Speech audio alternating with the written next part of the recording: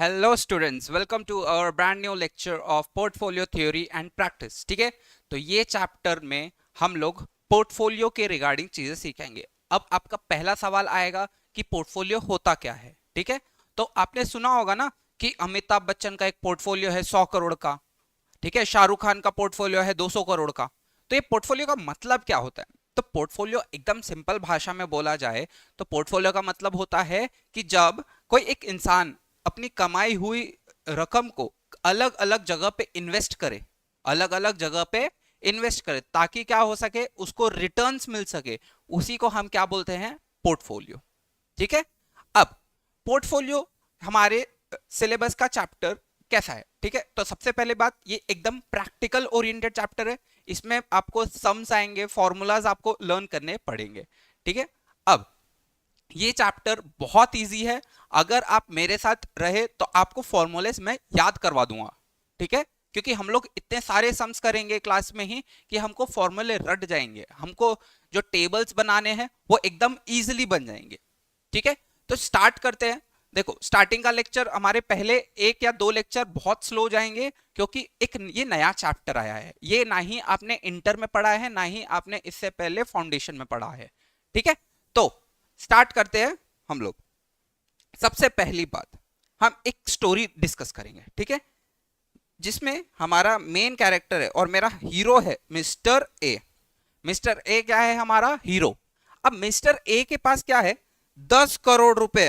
भैया, इतना पैसा किसी के पास है क्या? इतना पैसा? ठीक है, तो मिस्टर ए जो है उसके पास कितना है? 10 करोड़ रुपए। अब मिस्टर ए को समझ में नहीं आ रहा, भाई मैं इस पैसे का करूं क्या? तो वो बोला कि चलो पांडे सर के पास जाते हैं। तो वो आ गया मेरे पास, मिस्टर पांडे। ठीक है, वो मेरे पास आया, बोलता कि सर यहाँ पे मेरे पास 10 करोड़ रुपए हैं, मैं क्या करूं इसका? तो मैंने बोला भाई मैं तेरे को बहुत सारे अलग अलग एसेट क्लास बताता हूं। Asset class. अब उसका क्वेश्चन है सर एसेट क्लास क्या होता है? तो मैंने बोला एसेट क्लास का मतलब होता है कि कहां कहां पे आप इस फंड को इन्वेस्ट कर सकते हो। जैसे कि हमारा स्टॉक मार्केट। क्या है हमारा? Stock market. स्टॉक मार्केट में हम लोग इन्वेस्ट कर सकते हैं। तो स्टॉक मार्केट में हम दो तरीके से इन्वेस्ट कर सकते हैं, एक तो डायरेक्टली स्टॉक्स के थ्रू और दूसरा indirectly, that is mutual fund के थ्रू, है ना? उसके बाद सर स्टॉक मार्केट तो ठीक है, लेकिन मैं अपना पैसा एक जगह नहीं लगाना चाहता, मैं अलग अलग जगह लगाना चाहता हूं। मैंने बोला ठीक है यार, एक काम कर, तू बॉन्ड्स खरीद ले गवर्नमेंट के। ठीक है, बोलता है कि सर बॉन्ड्स तो ठीक है, लेकिन मेरे को इन सब का इतना अच्छा नॉलेज नहीं है, कुछ ऐसा बताओ ना जिससे मेरे को फिजिकली गेन हो। तो मैंने बोला अच्छा ऐसा, ठीक है, चल एक काम कर, तू रियल इस्टेट में कर दे। ठीक है, अब रियल इस्टेट तो हो गया, फिर बोलता है कि सर कुछ न्यू टेक्नोलॉजीज आई है क्या, कुछ न्यू चीज आया है क्या? तो मैंने बोला यार न्यू चीज, न्यू टेक्नोलॉजी, हाँ हाँ हाँ हाँ, एक है ना अपना क्रिप्टो करेंसी। ठीक है, तो ये सारे मैंने क्या बताया उसको? Asset class. अब एसेट क्लास का मतलब क्या होता है कि एक इंसान अपने पैसे को कहां पे इन्वेस्ट करके रिटर्न्स कमा सकता है, उसी को हम क्या बोलेंगे? Asset class. क्लियर है इतना? ठीक है, तो इसको हम क्या बोलते हैं? Asset class. तो अब मैंने और मिस्टर ए ने 10 घंटे की मीटिंग की और उसके बाद हमने लगाया कि यार हम 2 करोड़ डालेंगे स्टॉक में। एक काम करते हैं, ये पेन का निब बहुत बड़ा दिख रहा है, इसको थोड़ा हम छोटा कर देते हैं। तो मैंने स्टॉक में पुट किया 2 करोड़ रुपए, म्यूचुअल फंड में पुट किया 1 करोड़ रुपए, बॉन्ड में पुट किया 3 करोड़ रुपए। ठीक है, फिर रियल एस्टेट में पुट किया 2 करोड़ रुपए। ठीक है, तो और क्रिप्टो करेंसी में कर दिया 2 करोड़ रुपए। तो ये क्या किया हमने? यहां पे हमने अलग अलग जगह पे पैसा इन्वेस्ट कर दिया। ठीक है, इसको ही हम एक और टर्म से जानते हैं, उसको बोलते हैं डाइवर्सिफिकेशन। क्या बोलते हैं उसको? डाइवर्सिफिकेशन। डाइवर्सिफिकेशन का मतलब क्या होता है? जहां पे हम हमारा पैसा एक जगह पे ना लगा के अलग अलग जगह पे लगाते हैं, तो उसको क्या बोलते हैं हम? डाइवर्सिफिकेशन। ठीक है, आगे इस पे हम लोग बहुत डिटेल डिस्कशन करेंगे कि डाइवर्सिफिकेशन हम करते कैसे हैं, बट हमको अभी इतना समझना है कि डाइवर्सिफिकेशन का मतलब क्या होता है। जब हम हमारे पैसे को अलग अलग जगह पे इन्वेस्ट करते हैं ताकि, समझ लो अगर क्रिप्टो करेंसी डूब गया तो हमारा पूरा पैसा नहीं डूबेगा, हमारा तब भी जो अदर एसेट्स में पैसा लगा के रखा है 8 करोड़, वो तो हमारे पास रहेगा ना। तो ये डाइवर्सिफिकेशन का फायदा होता है। अगर हमने क्रिप्टो करेंसीज में सारा का सारा पैसा लगा दिया और क्रिप्टो करेंसी खत्म हो गया तो क्या होगा, हम पूरा बर्बाद हो जाएंगे। तो हमको बर्बाद होना है क्या, नहीं, हमको बचे रहना है और पैसा कमाना है। ठीक है, चलो अब ये हो गया। जब हमने ये सब में इन्वेस्ट कर दिया ना पैसा, और जब हम इसको एक साथ देखते हैं तो इसको हम क्या बोलते हैं, हमारा पोर्टफोलियो। क्या बोलेंगे इसको हम, पोर्टफोलियो। क्लियर है, चलो अब क्या हुआ, ये पोर्टफोलियो तो हमने बना दिया। अब एक साल बाद की कहानी देखते हैं, 1 ईयर लेटर। ठीक है, तो एक साल बाद मेरे स्टॉक हो गए थे 3 करोड़ के, मेरा म्यूचुअल फंड हो गया था 1.5 करोड़ का, मेरे बॉन्ड्स हो गए थे 4 करोड़ के, मेरा रियल एस्टेट हो गया था 5 करोड़ का, और मेरा क्रिप्टो करेंसीज हो गया था 1 करोड़ का। ठीक है, अब देखते हैं हमारा टोटल कितने का एसेट हो गया है। तो टोटल देखोगे 3 4 8 8 5 13 14 14.5 करोड़ का हो गया है। 10 करोड़ से मैं कितने पे आ गया हूं, 14.5 करोड़ पे। ठीक है, अब समझो, हमने सोचा था कि मिस्टर ए कमाएगा 50% रिटर्न। कितना कमाएगा अपना mister A, 50% return. But in reality उन्होंने कितना कमाया वो देखते हैं। देखो, सबसे पहले तो देखेंगे क्लोजिंग वैल्यू क्या है और ओपनिंग वैल्यू क्या है। ठीक है, तो क्लोजिंग वैल्यू क्या थी हमारी, 14.5 CR, और ओपनिंग वैल्यू कितनी थी, 10 CR। तो उसने रिटर्न कितना कमाया, 4.5 CR, है ना। अब 4.5 CR उसने कमाया है, उसका हम रिटर्न कैसे कैलकुलेट करेंगे, तो एकदम सिंपल फॉर्मूला जो हमको आता है कि return upon opening value into 100। इससे हमको क्या समझ में आ जाएगा कि हमने पूरे साल भर में जब इन्वेस्ट करके रखा था तो हमको कितना परसेंट रिटर्न मिला। तो यहां पे हमको कितना मिला है, 4.5 upon 10 into 100 which is equal to 45%। Sir कितना अच्छा रिटर्न मिला है, 45%। पर बेटा हम लोगों ने तो सोचा था कि मिस्टर ए कमाएगा 50%, है ना। अब 50% ना कमा के उसने कितना कमाया, 45%, कम हो गया ना। तो अब मिस्टर ए वापस आया, बोलता है सर सर सर सर मैंने तो सोचा था मैं 50% रिटर्न कमाएगा, बट मैंने तो कमाया है 45%, तो अब मैं क्या करूं। तो मैंने बोला भाई देख, तू पहले पोर्टफोलियो को एनालाइज कर, देख देखो फायदा किस में हुआ है, नुकसान किस में हुआ है। तो हमने देखा कि स्टॉक में तो यार फायदा हुआ, म्यूचुअल फंड में भी फायदा हुआ, बॉन्ड में भी फायदा हुआ, रियल एस्टेट में तो बहुत ज्यादा फायदा हुआ, बट यार यहाँ पे क्रिप्टो में नुकसान हो गया। क्रिप्टो में क्या हो गया, नुकसान हो गया। तो हम क्या बोलेंगे, सर आप एक काम करो, ये क्रिप्टो का पैसा निकाल के ना रियल एस्टेट में लगा दो। क्यों, क्योंकि रियल एस्टेट में आपने बहुत अच्छा पैसा कमाया है। ठीक है, तो उसने क्या किया, ये रियल क्रिप्टो करेंसी का पैसा उठा के अब रियल एस्टेट में लगा दिया। तो अब हमारा अब हमारा पोर्टफोलियो कैसा है वो देख लेते हैं। तो stock, mutual fund, bond, real estate. तो अब स्टॉक में कितना है, 3 करोड़, म्यूचुअल फंड में कितना है, 1.5 करोड़, बॉन्ड में कितना है, 4 करोड़, और रियल एस्टेट में आ गया 6 करोड़। 6 करोड़ कैसा आया, ये इसमें चला गया, ये इसमें चला गया। ठीक है, तो अब हमने क्या सीखा इस पूरी स्टोरी से, हमने सबसे पहले पैसा लगाया और हमने डिसाइड किया कि हम लोग को इतना परसेंट पैसा कमाना है। एक साल के बाद हमने देखा कितना हमने कमाया है, क्या हमने जितना सोचा था उतना अचीव किया, नहीं किया। नहीं किया तो हमने क्या किया, जो हमको दिख रहा है कि जिसमें से हमने पैसा नहीं बनाया, हमने क्या किया, उसका पैसा निकाल के जिसमें पैसा कमाया है उसमें लगा दिया। इसी पूरी प्रोसेस को हम क्या बोलते हैं, इसी पूरी प्रोसेस को हम बोलते हैं पोर्टफोलियो मैनेजमेंट। क्या बोलेंगे इसी को हम, पोर्टफोलियो मैनेजमेंट। क्लियर है ना, ठीक है। चलो नोट्स बनाना स्टार्ट करते हैं। हेडिंग डालो चैप्टर का, पोर्टफोलियो थ्योरी एंड प्रैक्टिस। ठीक है, और उसके अंदर स्टार्ट करो लिखना सबसे पहली डेफिनेशन पोर्टफोलियो की। ठीक है, तो लिखो पोर्टफोलियो, लिख के डैश डालना। It refers to, it refers to collection of investments, it refers to collection of investments। Example करके आगे लिख लेना, shares, shares, bond, mutual fund, shares, bond, mutual fund, real estate, crypto currencies etcetera. ठीक है, तो ये थी हमारी डेफिनेशन किसकी, पोर्टफोलियो की। It refers to collection of investment. Example में हमने क्या क्या लिखा, shares, mutual fund, bond, real estate and crypto currencies. Next definition लिखेंगे हम पोर्टफोलियो मैनेजमेंट की। नेक्स्ट डेफिनेशन लिखेंगे किसकी, पोर्टफोलियो मैनेजमेंट की।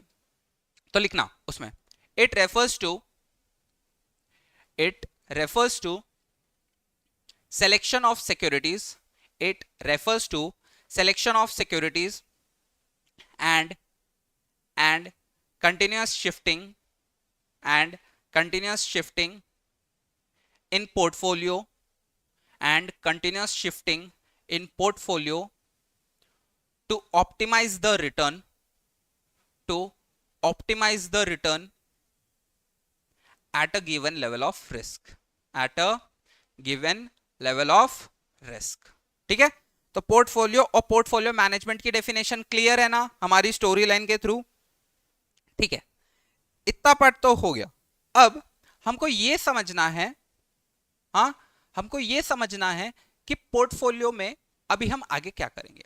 ठीक है, तो सबसे पहली चीज, जब भी हमारे इंस्टीट्यूट ने पोर्टफोलियो के बारे में बात की है, उन्होंने सिर्फ बोला कि हमारा पोर्टफोलियो सिर्फ स्टॉक से बनेगा। हमारा पोर्टफोलियो किससे बनेगा, स्टॉक से। इसका मतलब क्या है, हमारे चैप्टर में म्यूचुअल फंड, बॉन्ड और रियल एस्टेट के कभी भी पोर्टफोलियो के क्वेश्चंस नहीं आने वाले। इसका मतलब क्या है कि हम लोग स्टॉक्स का ही यूज करके अलग अलग स्टॉक्स का एक पोर्टफोलियो बनाएंगे और उसका रिटर्न निकालेंगे, उसके रिस्क निकालेंगे। Are we clear? ठीक है, चलो अब स्टार्ट करते हैं सबसे पहला topic, that is modern portfolio theory. ठीक है, तो मॉडर्न पोर्टफोलियो थ्योरी ये हमारे एक क्या बोल सकते हैं हम लोग, एक इकोनॉमिस्ट हैं मार्कोविट्स जी, उन्होंने ये एक थ्योरी दी थी जिसमें हम लोग स्टॉक के रिटर्न और रिस्क को स्टैटिस्टिक्स के यूज के करके हम लोग क्या कर सकते हैं, निकाल सकते हैं। ठीक है, जैसे कि वो बोलते हैं कि जो हमारा मीन होता है ना, मीन, उसको यूज करके हम लोग रिटर्न कैलकुलेट कर सकते हैं। और जो हमारा स्टैंडर्ड डेविएशन होता है, ये हमने बचपन से पढ़ते आ रहे जब भी स्टैटिस्टिक्स किया है तो। ठीक है, स्टैंडर्ड डेविएशन जो होता है उससे हम रिप्रेजेंट करते हैं रिस्क के थ्रू। ठीक है, तो सबसे पहले एक काम करो, हेडिंग डाल दो मॉडर्न पोर्टफोलियो थ्योरी। ठीक है, और उसके अंदर लिखना मॉडर्न पोर्टफोलियो थ्योरी, उसके अंदर लिखना it's a first scientific approach, it's a first scientific approach to determine risk, to determine risk, return and covariance of the securities. I know तुमको ये चीजें समझ में नहीं आ रही, अभी लिख लो, उसके बाद हम इसको अच्छे से डिस्कस करते हैं। ठीक है, तो first scientific approach to determine risk, return, covariance, risk, return, covariance of the securities, and develop a methodology, for determining the optimum portfolio, सब चीजों का मतलब हम लोग धीरे धीरे सीखेंगे। ठीक है, एक एक करके समझते हैं। सबसे पहले बात आती है रिटर्न की। तो रिटर्न का मतलब क्या होता है, तो रिटर्न का एकदम सिंपल भाषा में है कि जो मैंने पैसा इन्वेस्ट किया है उसके बदले मेरे को क्या मिल रहा है, उसको मैं क्या बोलूंगा, रिटर्न। जैसे कि हमने ऊपर वाले क्वेश्चन में निकाला था 45%, है ना, तो ये था क्या हमारा रिटर्न। अब आते हैं मेन क्वेश्चन पे कि रिस्क क्या होता है। ठीक है, अब बहुत सारे टीचर्स इसको पता नहीं कैसे एक्सप्लेन करते हैं, बट मैं एकदम सिंपल भाषा में बताऊं तो रिस्क का मतलब होता है फ्लक्चुएशन। रिस्क का मतलब क्या होता है? फ्लक्चुएशन। कि मैं सोच रहा हूं कि मेरे को रिटर्न होगा 45% का, बट क्या ये मैं सोच रहा हूं? हाँ, ये मैं सोच रहा हूं कि मेरे को इतना रिटर्न मिल जाएगा, बट इसके अंदर रिस्क भी है। कैसे समझते हैं? देखो, हमने ऊपर वाला एग्जांपल डिस्कस किया, उसमें हमको रिटर्न कितना मिला? 45%। अब मेरा पोर्टफोलियो का एक्सपेक्टेशन कितना था? 50%। तो ये रिस्क क्या होता है? रिस्क बेसिकली हमको बताता है कि ये जो 50% है ना, इससे कितना ऊपर जा सकता है या कितना नीचे जा सकता है। मतलब जो मैं पैसा कमा रहा हूं वो मेरा जो बेस एक्सपेक्टेड है उससे मैं कितना ज्यादा कमा सकता हूं, उससे मैं कितना कम कमा सकता हूं। ठीक है, उसी को हम बोलते हैं रिस्क। यहां पे मैंने क्या सोचा था 50%, पर मैं रिस्क वे में 5% कम कमाया, है ना, तो तभी मैं 45% अर्न कर पाया हूं। तो इसी को हम लोग बोलते हैं रिस्क। Are we clear? ठीक है, तो ऐसे ही जो हम लोग ये बोलते हैं एफडीज बोलते हैं, है ना। एफडी में कैसा होता है? हमको पता रहता है फिक्स्ड कि 60% बोला है तो 60% हमको मिल जाएगा, है ना। तो इसलिए रिस्क को कैसे समझोगे कि जो फ्लक्चुएशन होते हैं वो जितने कम होंगे उतना हमारे लिए अच्छा है। जितने फ्लक्चुएशन होते हैं उतने कम होंगे उतना मेरे लिए अच्छा है। क्यों? क्योंकि मैंने एक सोच के रखा है ना कि मेरे को 50% प्रॉफिट, ये रिटर्न आना चाहिए। अब अगर उसमें रिस्क है, मतलब कमती भी हो सकता है, ज्यादा भी हो सकता है। ज्यादा हुआ तो हमारा फायदा, बट कम हुआ तो क्या होगा? हमारे लिए नुकसान होगा। ठीक है, तो ये था हमारा रिटर्न एंड रिस्क का कॉन्सेप्ट। अब एक जो नेक्स्ट टॉपिक है कोवेरिएंस, ये हम लोग थोड़े देर के बाद डिस्कस करेंगे। ठीक है, बट अभी के लिए रिटर्न और रिस्क क्लियर है ना। तो एक काम करते हैं, सबसे पहले देख लेते हैं रिटर्न कैसे कैलकुलेट करते हैं और रिस्क कैसे कैलकुलेट करते हैं। ठीक है, चलो आओ लिखो। सबसे पहले हम देखेंगे कि रिटर्न हम कैसे कैलकुलेट करते हैं। तो रिटर्न कैलकुलेट करने का मतलब क्या है? देखो, सबसे पहली बात, हम पोर्टफोलियो का चैप्टर कर रहे हैं, तो पोर्टफोलियो के चैप्टर में सबसे पहले तो हमको यह सीखना पड़ेगा कि एक इंडिविजुअल स्टॉक का रिटर्न एंड रिस्क कैसे कैलकुलेट करेंगे। एक इंडिविजुअल स्टॉक का रिटर्न एंड रिस्क कैसे कैलकुलेट करेंगे, और फिर अगर पोर्टफोलियो की बात आए तो मैं रिटर्न एंड रिस्क कैसे कैलकुलेट करूंगा। Are we clear? ठीक है, तो सबसे पहले एक काम करते हैं, इंडिविजुअल स्टॉक को लेके चलते हैं कि हम लोग उसमें कैसे उसके रिटर्न्स कैलकुलेट करेंगे।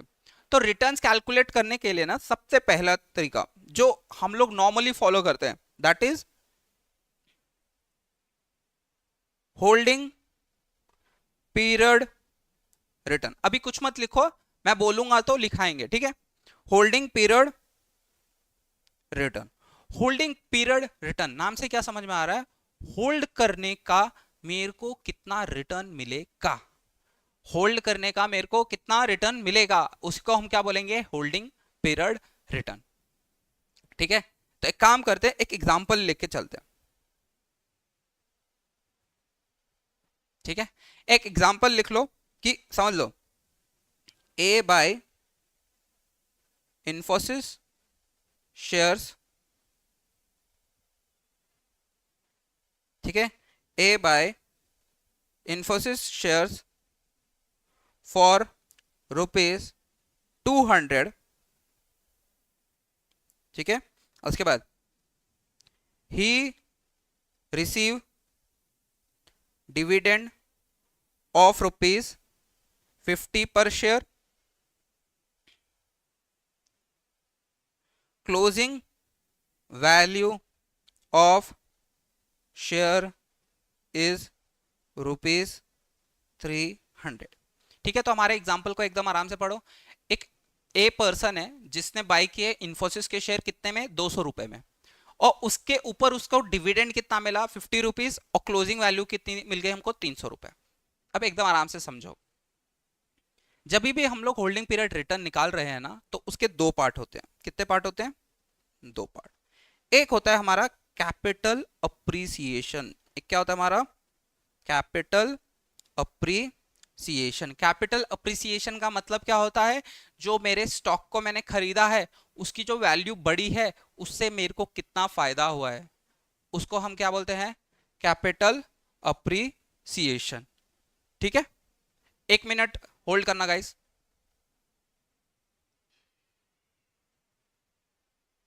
ठीक है, तो कैपिटल अप्रिसिएशन का मतलब क्या होता है, जो शेयर के वैल्यू के बढ़ने की वजह से जो हमको बेनिफिट होता है उसी को हम क्या बोलते हैं, कैपिटल अप्रिसिएशन। ठीक है, तो कैपिटल अप्रिसिएशन का हम लोग इससे फॉर्मूला क्या बनेगा, सिंपल सा है, जनरल नॉलेज, कि मेरा एक शेयर था 200 का 300 हो गया तो मेरे को कितना फायदा हुआ। तो सबसे पहले इसका फॉर्मूला बना लेते हैं।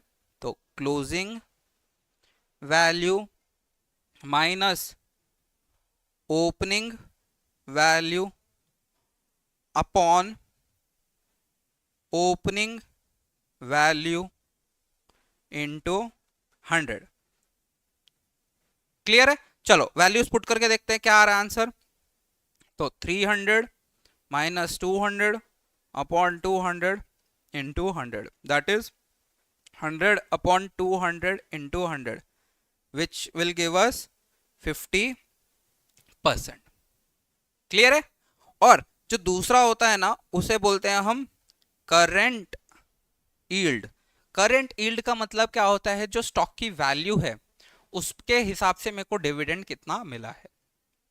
तो करंट यील्ड का फॉर्मूला क्या बनेगा हमारा, dividend upon opening value into 100। ठीक है, तो dividend upon opening value into 100, तो डिविडेंड कितना है 50 अपॉन 200 इंटू 100, तो कितना हो गया 0000, 2 1 225 था, तो कितना आया 25%। तो मैं क्या बोलूंगा, मेरे को होल्डिंग पीरियड रिटर्न कितने का हुआ है, तो होल्डिंग पीरियड रिटर्न हुआ है मेरे को 50% कैपिटल अप्रिसिएशन से, 25% करंट यील्ड से, तो हमारा टोटल रिटर्न कितना हो गया 75%। Are we clear? Are we clear guys? ठीक है, चलो इतना पार्ट आप नोट कर लो, होल्डिंग पीरियड रिटर्न डालिए। अच्छा, होल्डिंग पीरियड रिटर्न कैसे रखोगे, देखो ये जो सबसे पहले तो ये रिटर्न लिखना, उसके अंदर इंडिविजुअल स्टॉक लिखना और पोर्टफोलियो लिखना। और इंडिविजुअल स्टॉक में ना हमको 3 ऐसे पार्ट निकालने पड़ेंगे, उसमें पहला है हमारा होल्डिंग पीरियड रिटर्न। ठीक है, चलो इतना पार्ट नोट कर लो।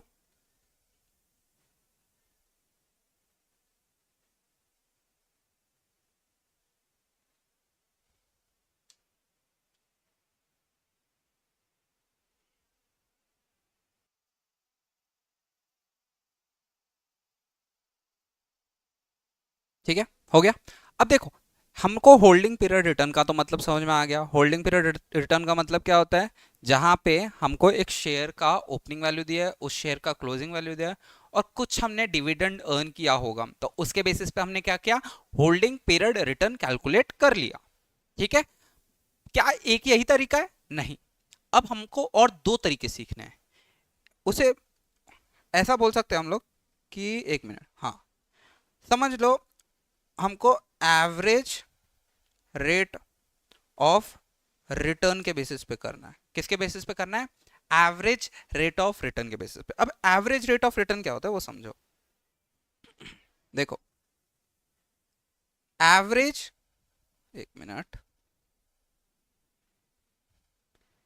एवरेज रेट ऑफ रिटर्न जो होता है ना, वो हम लोग 2 तरीके से कर सकते हैं। एक तो होता है हमारा पास्ट डेटा के हिसाब से, या फिर हमारा एक्सपेक्टेड डेटा के हिसाब से। सर इसका मतलब क्या है, समझो, एक स्टॉक ले लेते हैं इन्फोसिस का।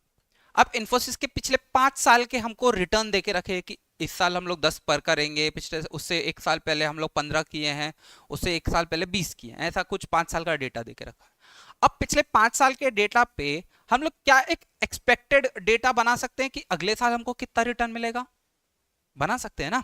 तो उसी को हम बोलते हैं, पास्ट डेटा को यूज करके हम लोग पता करेंगे कि एवरेज रेट ऑफ रिटर्न कैसे कैलकुलेट करते हैं।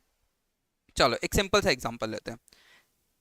ठीक है, पास्ट डेटा समझ लो, हमको साल दे के रखा है और हमको हर साल का रिटर्न दे के रखा है। तो ईयर 1 2 3 4 5, समझ लो पहले साल में मैंने रिटर्न किया था 10% का, दूसरे साल में किया है 12% का, तीसरे साल में किया है 15%, चौथे साल में किया है 13%।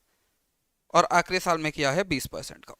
टोटल कर लेते हैं कितना हो रहा है, 20 30 40 50 60 70 70 70 हो रहा है, 70%। तो मैं पिछले 5 साल में कितना रिटर्न अर्न किया हूँ, 70%। बट मेरे को क्या देखना है कि मैं अगले साल कितना अर्न कर सकता हूँ। तो उसके लिए हम क्या फॉर्मूला यूज करेंगे, तो return of the stock is equal to summation of return upon number of years. ठीक है, रिटर्न कैसे निकाल रहे स्टॉक का, समेशन ऑफ रिटर्न, टोटल कर लिया हमने कितना रिटर्न हमने पहले के सालों में अर्न किया है, और अब क्या करेंगे हम उसको डिवाइड कर देंगे नंबर ऑफ ईयर से। तो 70/5 दैट इज 14%। इसका मतलब क्या हुआ कि मैं एक्सपेक्ट कर रहा हूं पिछले 5 साल का डेटा देख के कि मैं अगले साल कितना अर्न कर सकता हूं, 14%। क्लियर है इतना पार्ट, ये हो गया पास्ट डेटा के हिसाब से। अब एक और देख लेते हैं एक्सपेक्टेड डेटा के हिसाब से। एक्सपेक्टेड डेटा का मतलब क्या होता है कि मैं सोच रहा हूं कि मेरे को इतना इतना रिटर्न हो सकता है। तो मैंने क्या किया समझ लो, 100 लोग लिए, 100 लोगों को मार्केट का बहुत अच्छा नॉलेज था, तो मैंने 100 के 100 लोगों से पूछा कि आप बताओ इन्फोसिस का शेयर मेरे को अगले साल कितना रिटर्न देगा। तो कुछ लोगों ने प्रोबेबिलिटी के बेसिस पे बोला, ठीक है ठीक है। तो जो लोग थे, 100 लोग थे, 100 लोग थे, उसमें से 50 लोगों ने बोला कि रिटर्न होगा 10%, 50 लोगों ने बोला 10%। तो प्रोबेबिलिटी कितनी हो गई, 0.50 की। इसमें से कुछ 30 लोग थे, उन्होंने बोला कि 20% का रिटर्न होगा, ठीक है। और बाकी के जो बच गए 20 लोग, उन्होंने बोला कि रिटर्न होगा 15% का, ठीक है। तो इससे हमको क्या समझ में आ गया, हमको प्रोबेबिलिटी मिल गई और हमको रिटर्न मिल गया। अब इसको क्या करेंगे हम, प्रोबेबिलिटी इंटू रिटर्न करेंगे तो हमको पता चल जाएगा कि हमको एक्सपेक्टेड रिटर्न कितना है। तो 0.5 इंटू 10 तो 5%, 0.3 इंटू 2 6%, और 0.2 इंटू 15 दैट इज 3। तो टोटल कितना हो गया, 14%। ठीक है, कोइंसिडेंस नहीं है, ये गलती से आ गया है साथ में, वरना हमेशा सेम नहीं आएगा, ठीक है, याद रखना। तो एक्सपेक्टेड डेटा के हिसाब से हमारा कितना आया, 14%। तो हम लोग का रिटर्न क्या आएगा स्टॉक का, return of stock is equal to summation of P into R. ठीक है, एक काम करो, अभी अगर आपने इसके लिए स्पेस छोड़ा है कि नहीं, नहीं पता मेरे को, इस ये एक टेबल के लिए आपने स्पेस छोड़ा है कि नहीं मेरे को नहीं पता। एक काम करो, ये एक बार टेबल बना लो अच्छे से। ये देखो यहाँ पे टेबल दिख रहा है आपको अच्छा सा, पहले ये टेबल बना लो। रिटर्न, उसके अंदर इंडिविजुअल स्टॉक, पोर्टफोलियो स्टॉक। अब इंडिविजुअल स्टॉक में भी हमने तीनों देखा, होल्डिंग पीरियड रिटर्न कैसे कैलकुलेट करते हैं, पास डेटा के हिसाब से कैसे कैलकुलेट करते हैं, और एक्सपेक्टेड डेटा के हिसाब से कैसे कैलकुलेट करते हैं, ठीक है। उसके बाद पास डेटा के हिसाब से कैसे ये अपना पोर्टफोलियो स्टॉक के अंदर पास डेटा के हिसाब से कैसे कैलकुलेट करेंगे और एक्सपेक्टेड डेटा के हिसाब से कैसे कैलकुलेट करेंगे, वो हम देखते हैं आगे, ठीक है। चलो एक काम करता हूं, मैं फुल स्क्रीन करता हूं, धीरे धीरे स्क्रॉल करता हूं, अब पॉज करके लिख लो इसको, ठीक है। ये नोट्स हम लोग सेपरेट क्यों बना रहे हैं, ये कॉन्सेप्ट नोट्स रहेंगे, क्वेश्चंस तो हमको सॉल्व करने ही है, उसके साथ साथ हमको सेपरेट नोट्स भी बना के चलना पड़ेगा, क्योंकि जब हम पढ़ने बैठेंगे तो हमको कुछ तो थियोरेटिकल नॉलेज होना चाहिए ना कि हम लोग क्या सॉल्व कर रहे हैं, ठीक है।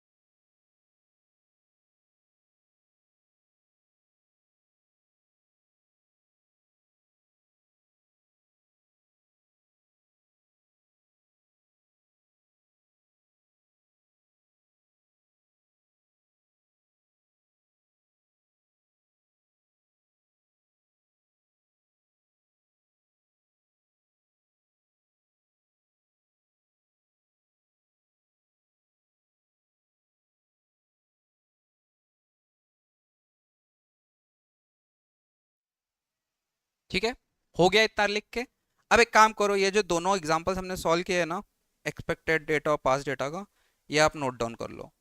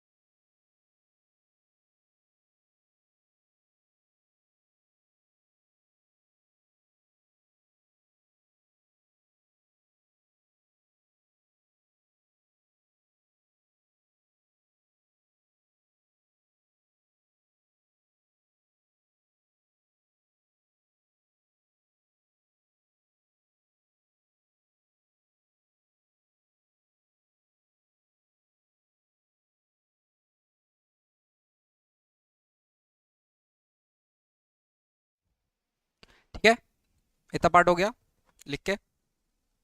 चलो, एक मिनट। तो देखो, अभी तक हमारा यहाँ तक पार्ट कंप्लीट हो गया। हम्म, देखो, पोर्टफोलियो थ्योरी एंड प्रैक्टिस में हमने सबसे पहले क्या देखा, पोर्टफोलियो की डेफिनेशन देखी, पोर्टफोलियो की स्टोरी याद है ना, फिर पोर्टफोलियो मैनेजमेंट देखा हमने, फिर हमने मॉडर्न पोर्टफोलियो चालू किया था, जिसके अंदर हमने सबसे पहले रिटर्न कैसे कैलकुलेट कर रहे हैं वो देखे। सबसे पहले इंडिविजुअल स्टॉक के बारे में हम देख रहे थे, तो इसमें हमने अभी तीन चीजें की। सबसे पहला होल्डिंग पीरियड रिटर्न, दूसरा अगर पास डेटा दिया है तो कैसे करेंगे, एंड तीसरा एक्सपेक्टेड डेटा दिया है तो कैसे करेंगे। अब आते हैं पोर्टफोलियो पे, अब आते हैं पोर्टफोलियो पे। ठीक है, सबसे पहले एक काम करो, पोर्टफोलियो का बनाने से पहले तुम ये चीज समझो, तो पोर्टफोलियो का रिटर्न निकालते कैसे हैं। तो पोर्टफोलियो का रिटर्न निकालने का फॉर्मूला होता है weight of A into return of A, weight of B into return of B.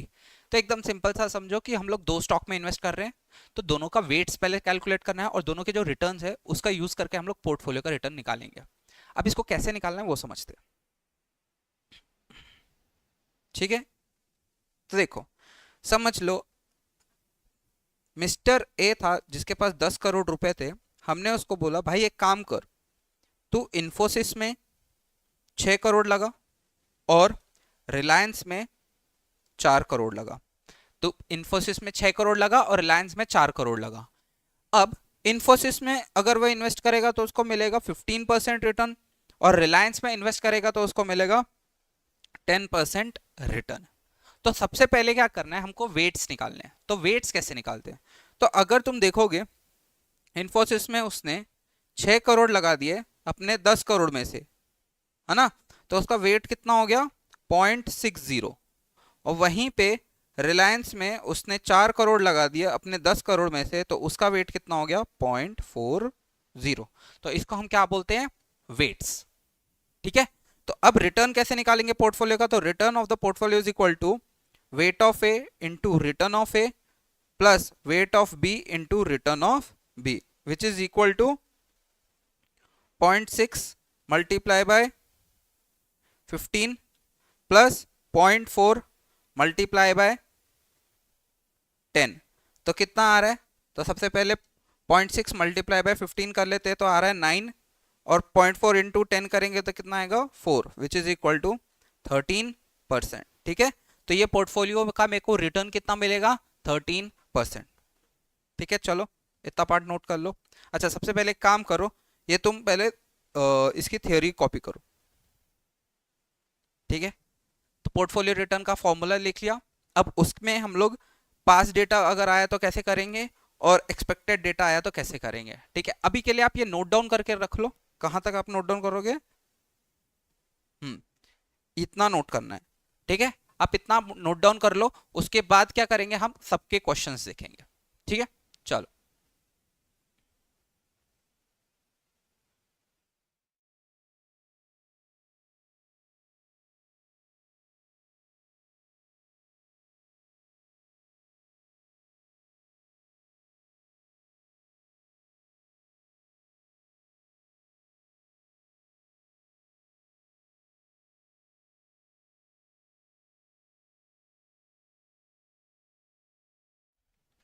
ठीक है, इतना पार्ट हो गया लिख के। अब समझो, मैं एक एक चीज को अच्छे से एक्सप्लेन करता हूँ।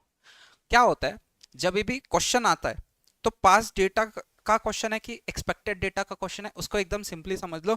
इसमें डाटा तुमको डायरेक्टली दिया रहता है, बट एक्सपेक्टेड डेटा में तुमको प्रोबेबिलिटी की बात कर देगा। जब हम क्वेश्चंस देखेंगे ना, बुक के भी क्वेश्चंस देखेंगे जो हमारे मॉड्यूल से गए हैं, तो तुमको समझ में आ जाएगा कि हमको कौन सा कब यूज करना है। तो सबसे पहले याद रखना, हमेशा हमको स्टॉक दिया रहता है, उससे बाद हम लोग वेट्स कैलकुलेट करते हैं। वेट्स कैसे कैलकुलेट करते हैं, अभी हमने ये वाले एग्जांपल में देखा ना, ये जो लास्ट वाला एग्जांपल था इन्फोसिस और रिलायंस वाला, इसमें हमने वेट्स कैसे कैलकुलेट किया था। तो ऐसे अगर क्वेश्चन में नहीं दिया है वेट्स, बता के रखा है कि इतना इतना हमने इन्वेस्ट किया हुआ है, तो वेट्स कैसे कैलकुलेट करने हैं वो समझ में आ गया ना। इन्फोसिस का शेयर अपॉन टोटल शेयर, ठीक है, इन्फोसिस में कितना हमने लगाया है और हमारे टोटली कितना लगाया है उसको लगा के हम लोग वेट्स कैलकुलेट कर सकते हैं। अब वेट्स आ गए, उसका रिटर्न आ जाएगा, तो हम लोग क्या करेंगे, वेट इनटू रिटर्न। और जो वेट इनटू रिटर्न का हम समेशन करेंगे, समेशन मतलब क्या है, इन सबका जब टोटल करेंगे तो वो हमको क्या दे देगा, रिटर्न दे देगा पोर्टफोलियो का।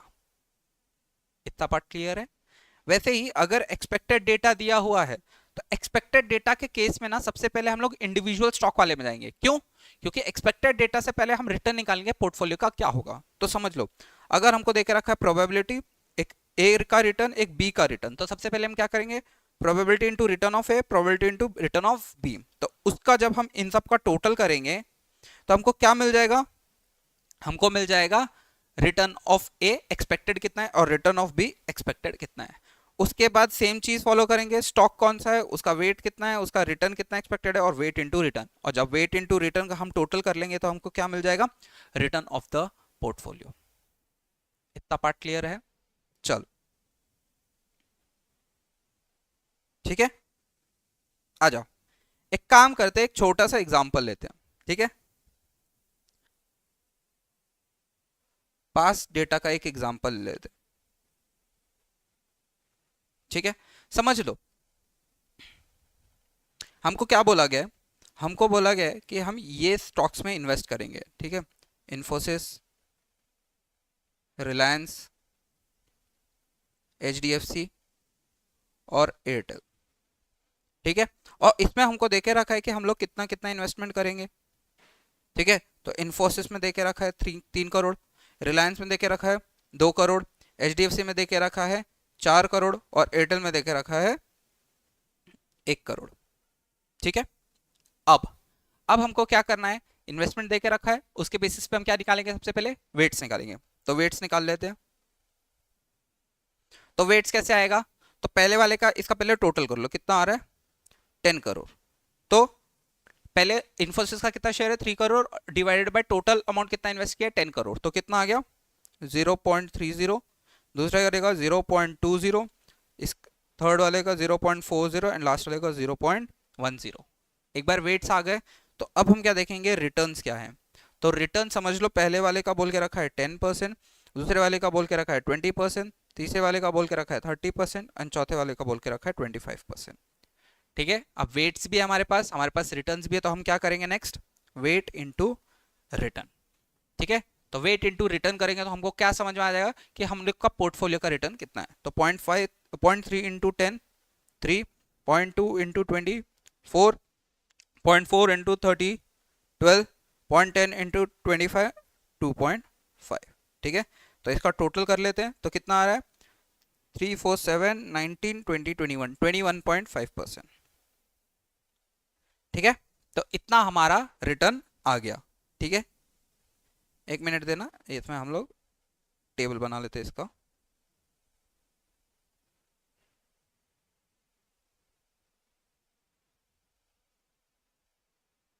ठीक है, हर बार टेबल बनाना, क्योंकि टेबल से कैसा होता है, हमारा आंसर अच्छा दिखता है।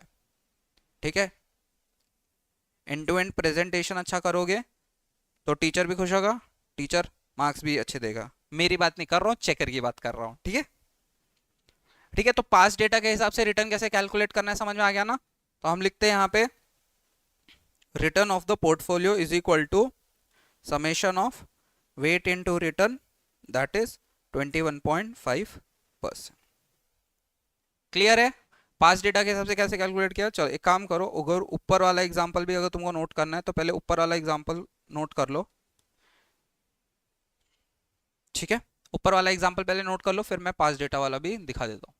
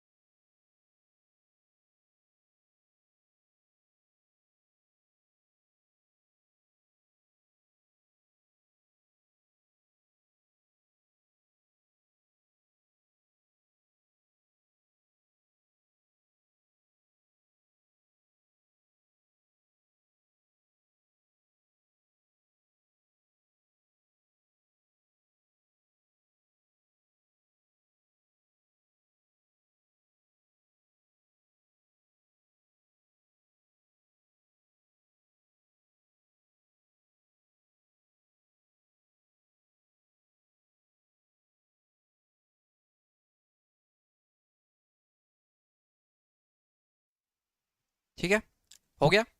चलो, अब ये पास डेटा तो हमने सीख लिया, अब देखेंगे एक्सपेक्टेड डेटा के हिसाब से, ठीक है। चलो,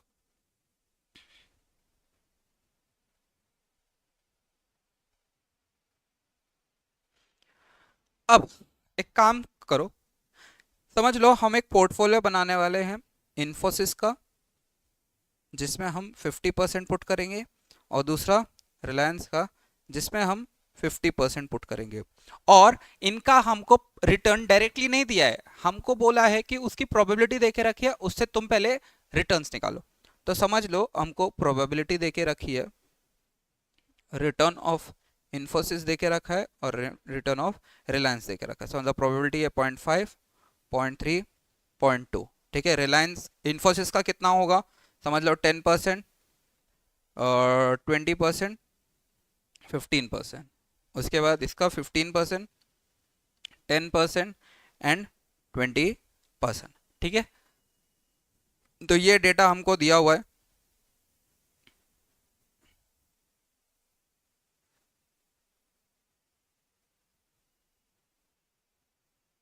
ठीक है। तो अब हम क्या करेंगे, हम इससे कैलकुलेट करेंगे सबसे पहले क्या, हाँ, तो सबसे पहले हम कैलकुलेट करेंगे probability into return of Infosys, उसके बाद probability into return of Reliance. ये हम क्यों कर रहे हैं, ताकि हम लोग एक्सपेक्टेड रिटर्न निकाल सके, किसका, इन्फोसिस और रिलायंस का। तो करते हैं 0.5 इंटू 10, 5, 0.3 इंटू 20, 6, 0.2 इंटू 15, 3, ठीक है। तो रिटर्न कितना आ गया इन्फोसिस का, 14%। उसके बाद रिलायंस का देख लेते हैं, तो 0.5 इंटू 15, दैट इज 7.5। उसके बाद 0.3 इंटू 10, 3, और 20 इंटू 2, 4। तो कितना आया इसका, 14.5%। इसका मतलब क्या है कि जो हमारे एक्सपेक्टेड रिटर्न है इन्फोसिस का, ठीक है, एक्सपेक्टेड रिटर्न है इन्फोसिस का, वो आ रहा है हमारा 14%, और एक्सपेक्टेड रिटर्न रिलायंस का है वो आ रहा है 14.5%। इतना पार्ट क्लियर है। अब हम लोग वापस से टेबल बनाएंगे, stock weight return, weight into return, ठीक है। चलो मस्त ऐसे टेबल बनाओ लाइन खींच के, ठीक है। प्रेजेंटेशन अच्छा करोगे तभी मार्क्स मिलेंगे, याद रखना। उसके बाद स्टॉक कौन सा था हमारे,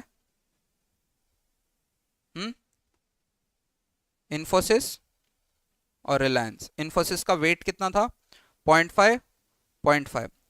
इन्फोसिस का रिटर्न कितना था, 14%, और रिलायंस का कितना था 14.5%। तो वेट इंटू रिटर्न किया तो कितना आएगा 7%, 7.25%। तो हमको पोर्टफोलियो का रिटर्न कितना मिल गया 14.25%। ठीक है, तो return of the portfolio is equal to 14.25%। Clear है? क्या किया हमने, सबसे पहले हमको प्रोबेबिलिटी देके रखा था, रिटर्न इन्फोसिस का देके रखा था, रिलायंस का देके रखा था, और दोनों का वेट्स देकर रखा था। तो हमने क्या किया, सबसे प्रोबेबिलिटी इनटू रिटर्न किया, तो हमको एक्सपेक्टेड रिटर्न मिल गया इन्फोसिस और रिलायंस का। फिर उसको यूज करके हमने वेट इनटू रिटर्न करके हमने क्या कर दिया, पोर्टफोलियो का रिटर्न कैलकुलेट कर दिया। ठीक है, चलो इतना पार्ट नोट डाउन कर लो।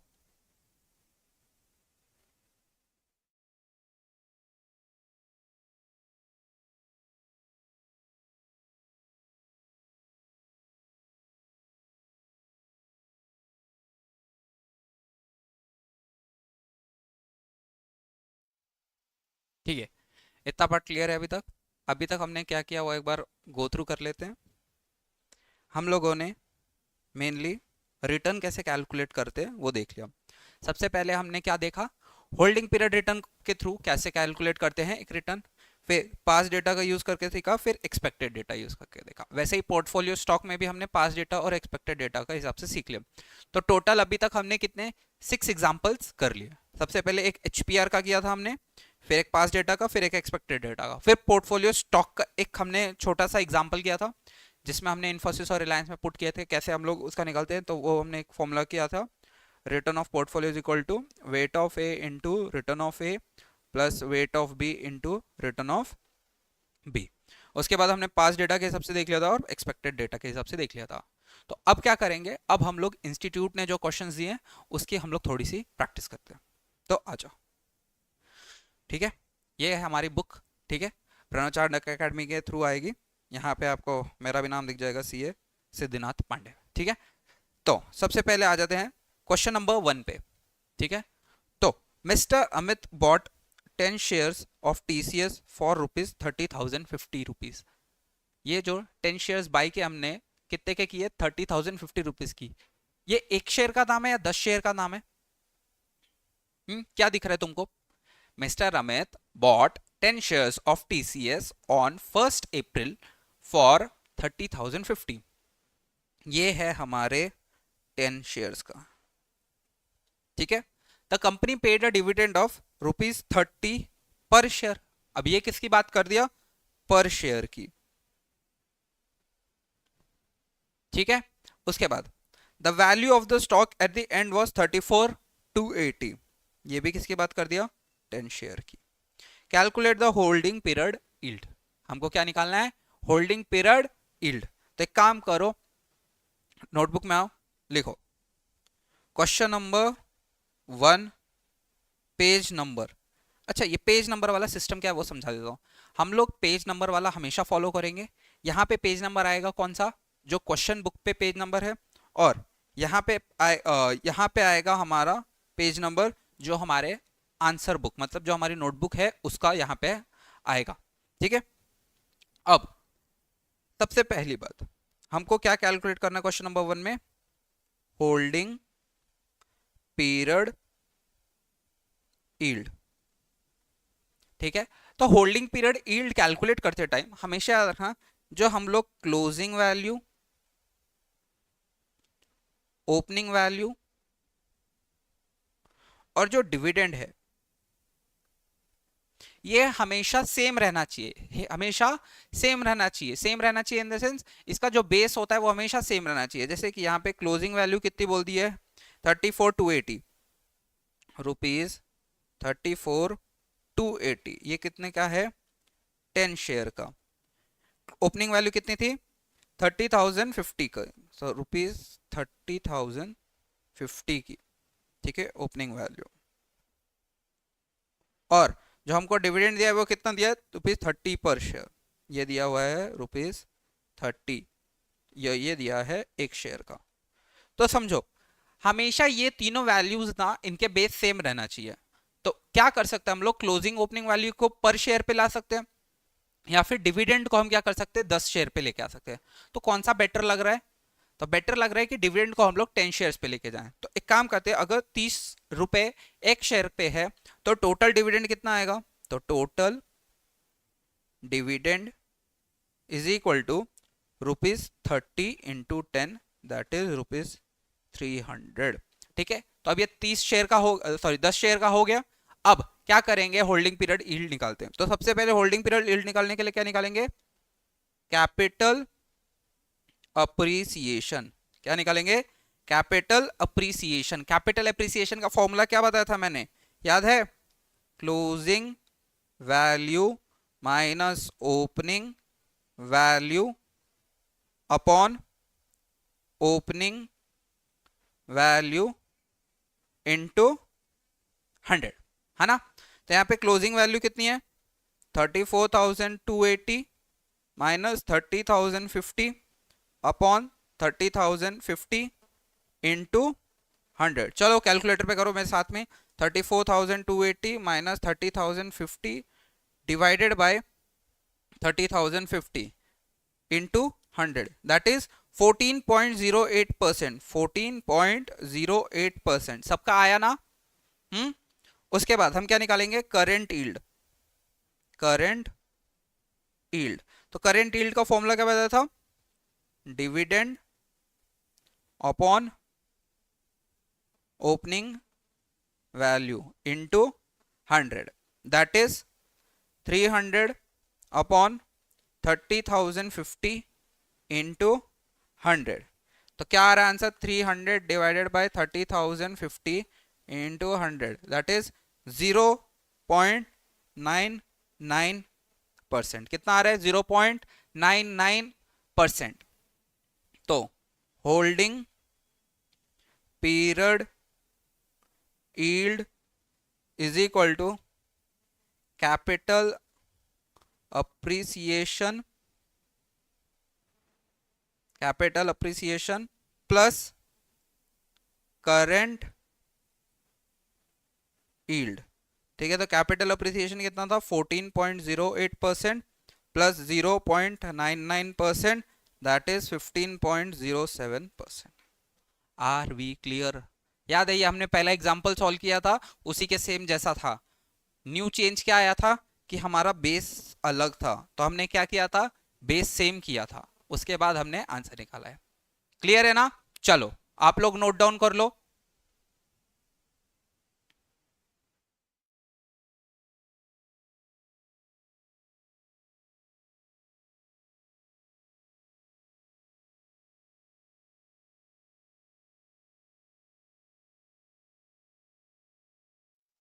ठीक है, चलो क्वेश्चन नंबर 1 हो गया, आगे बढ़ते हैं। क्वेश्चन नंबर 2 पे देखो। The portfolio manager invest 5 portfolios, namely PQRST, in the ratio of 30%, 20%, 25%, 15% and 10%।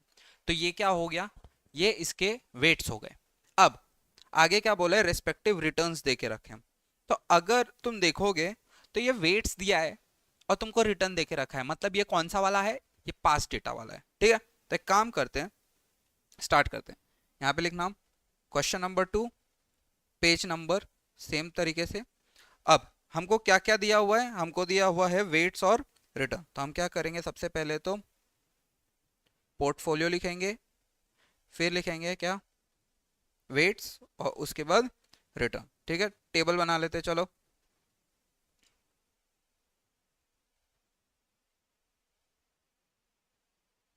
अब जब हमको वेट्स और रिटर्न देके रखा है तो हमको क्या बनाना पड़ेगा? एक एक्स्ट्रा, ठीक है, एक एक्स्ट्रा कॉलम बनाना पड़ेगा जिसको हम किससे डिफाइन करेंगे? Wait into return. ठीक है, तो पोर्टफोलियो कौन से थे? PQRST।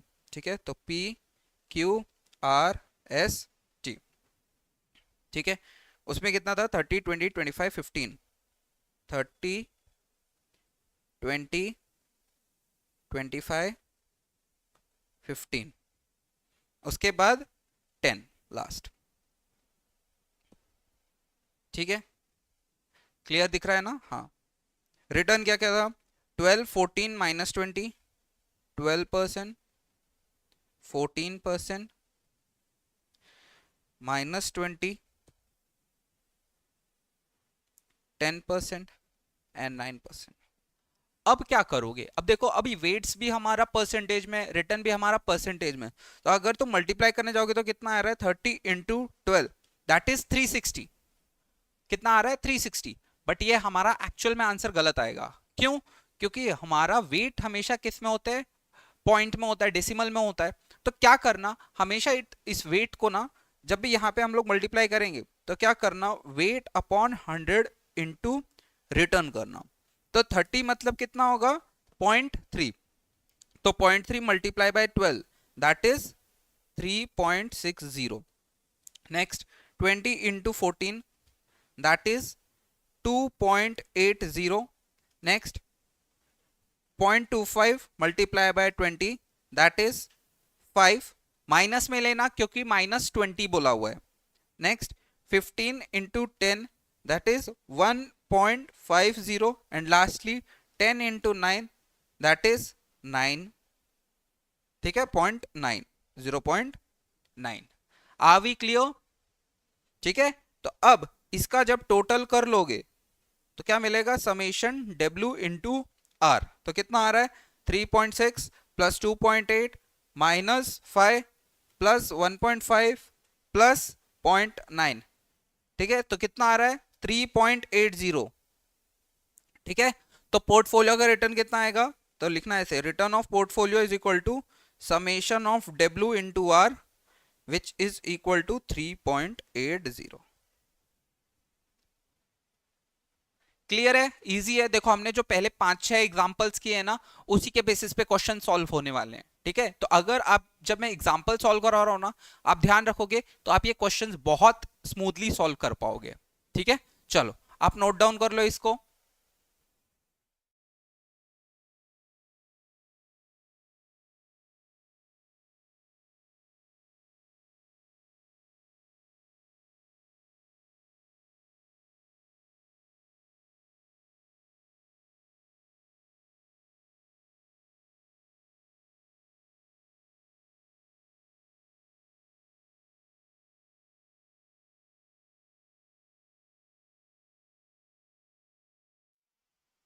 ठीक है, चलो आगे बढ़ते हैं हम लोग।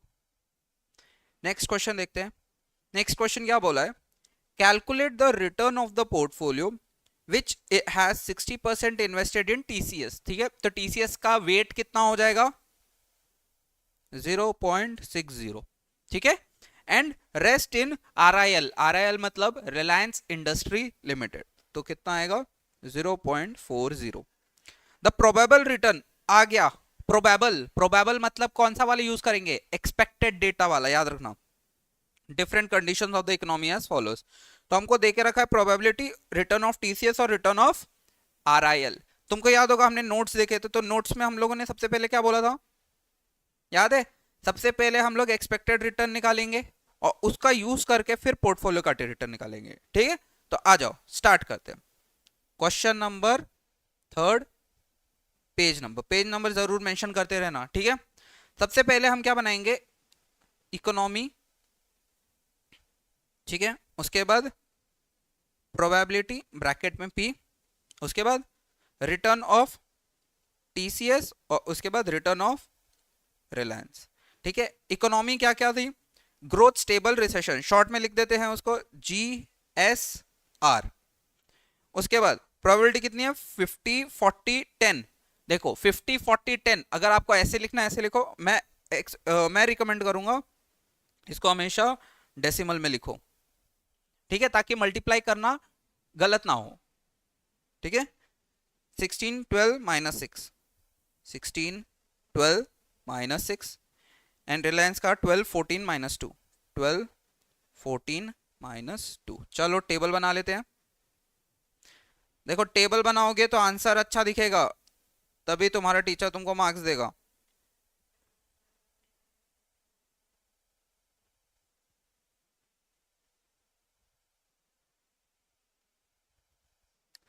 ठीक है, अब सबसे पहले हम क्या करेंगे? हम करेंगे probability into return of TCS and probability into return of RIL. तो सबसे पहले देखते हैं, तो probability into 0.5 multiply bye 16, that is 8। फिर 0.4 multiply by 12 that is 4.80 and lastly 0.1 multiply by 6 that is -0.60। Minus भूलना नहीं, माइनस अगर नहीं लगाया तो तुम्हारा आंसर गलत हो जाएगा, ठीक है। Next 0.5 multiply by 12 that is 6। उसके बाद 0.4 multiply bye 14 that is 5.60 and last 0.1 multiply by 2 that is -0.20, ठीक है। चलो अब इसका टोटल कर लेते हैं दोनों का, तो कितना आ रहा है 8 प्लस 4.8 माइनस 0.6 दैट इज 12.2, ठीक है। एंड सेकेंड वाले का आएगा 6 प्लस 5.6 माइनस 0.2, 6 प्लस 5.6 माइनस 0.2 11.40 आया, आया सबका, ठीक है। तो रिटर्न ऑफ रिलायंस आ गया हमारा 11.40% और रिटर्न ऑफ टीसीएस आ गया हमारा 12.2%। अब एक्सपेक्टेड रिटर्न निकाल लिया, तो अब हम क्या करेंगे, इसको दूसरे टेबल में पुट करेंगे। तो सबसे पहले हम क्या लिखेंगे, स्टॉक, उसके बाद वेट, उसके बाद रिटर्न,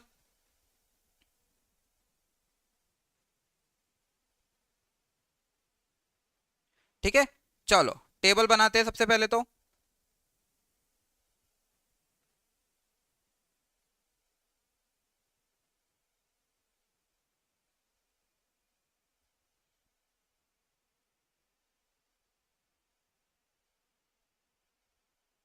ठीक है, तो स्टॉक कौन कौन से हमारे पास, टीसीएस और रिलायंस। टीसीएस का कितना वेट था हमारा क्वेश्चन में, 0.6 और 0.4,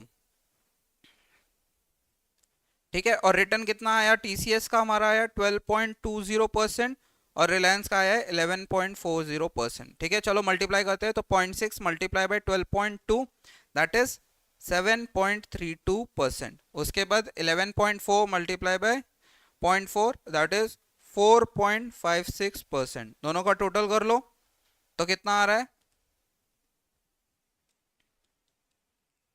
11.88%, 11.88%। तो ये क्या आ गया हमारा पोर्टफोलियो का रिटर्न, दैट इज 11.88%। क्लियर है ना। देखो आंसर कितना अच्छा दिख रहा है, टेबल बनाओगे तो आंसर बहुत अच्छा दिखेगा, टीचर अच्छे से मार्क्स देगा। देखो क्लीन रखो हमेशा आंसर, ठीक है।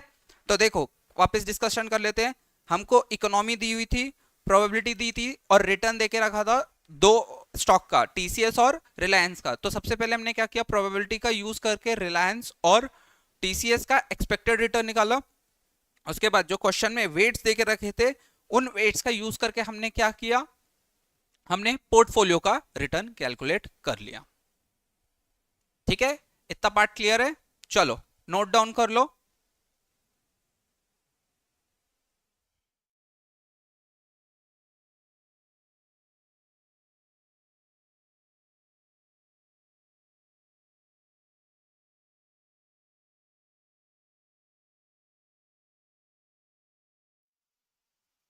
ठीक है, हो गया।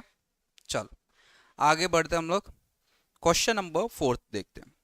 तो क्वेश्चन नंबर 4 में देखो क्या बोला हुआ है, stock P Q have the following historical return. Historical return मतलब पास्ट डेटा, ठीक है। कौन सा हम यूज करेंगे, पास्ट डेटा। तो देखो स्टॉक पी के रिटर्न्स देके रखे हैं और स्टॉक क्यू के रिटर्न्स देके रखे, ठीक है। अब इसके बेसिस पे क्या बोला है, you are required to calculate the average rate of return, ठीक है। एवरेज रेट ऑफ रिटर्न मतलब हम लोग को क्या है, पास्ट डेटा दिया तो उसके हिसाब से रिटर्न निकाल लेना है कि पी का रिटर्न कितना आएगा, क्यू का रिटर्न कितना आएगा।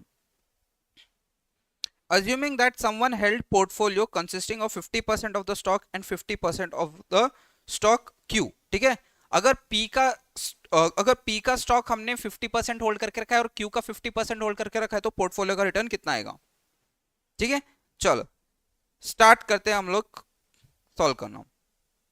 सबसे पहले क्वेश्चन नंबर डाल देते हैं, क्वेश्चन नंबर 4 पेज नंबर, ठीक है। पेज नंबर हमेशा याद रखना, हाँ लिखना ही है।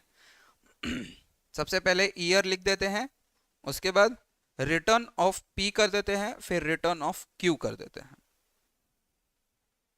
ठीक है, तो ईयर क्या क्या देके रखे थे, 2017, 2018, 2019, 2020, 2021। रिटर्न क्या क्या देके रखे थे, -12.24, उसके बाद 23.68, उसके बाद 34.44, उसके बाद 5.82 एंड लास्टली 28.30। उसके बाद रिटर्न ऑफ क्यू क्या आएगा, -7, फिर 25.55, उसके बाद 44.09, उसके बाद 2.0, एक मिनट, 2.20, 2.20 एंड लास्टली 20.16। ठीक है, इतना पार्ट हो गया। अब किसी भी पास्ट डेटा का क्वेश्चन में अगर हमको रिटर्न्स देके रखे हैं पास्ट ईयर्स के, तो हम क्या करते थे, सबसे पहले इसका टोटल। ठीक है, चलो कैलकुलेटर निकालो, करो start. -12.24 plus 23.68 plus 34.44 plus 5.82 plus 28.30, 80। ठीक है, तो इसका टोटल कितना आया, 80।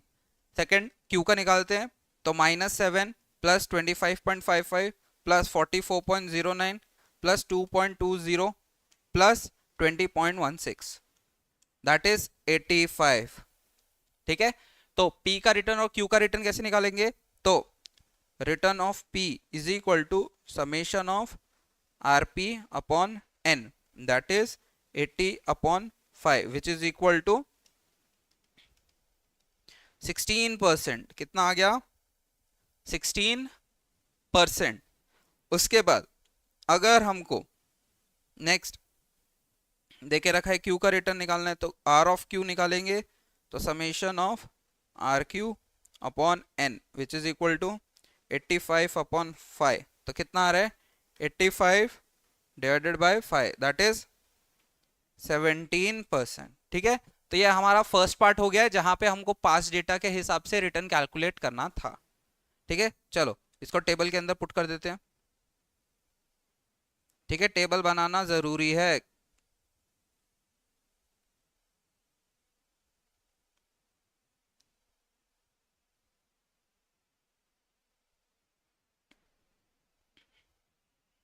ठीक है, तो ये था हमारा फर्स्ट पार्ट इस क्वेश्चन का।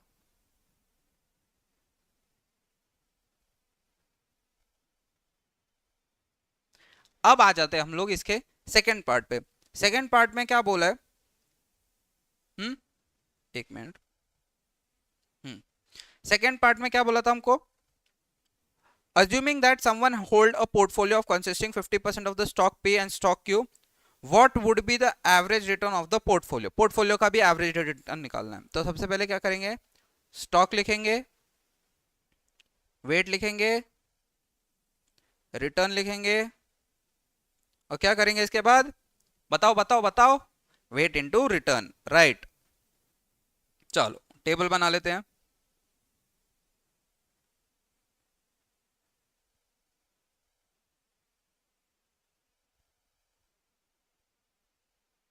ठीक है, तो हमारे पास स्टॉक कौन कौन से हैं, स्टॉक है हमारे पास P और Q।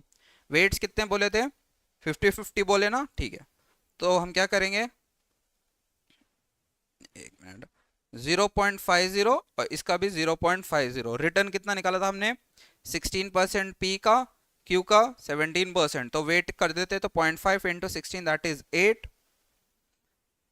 और 0.5 इंटू 17 दैट इज 8.5। ठीक है, तो टोटल रिटर्न कितना आ गया हमारा, 16.5%।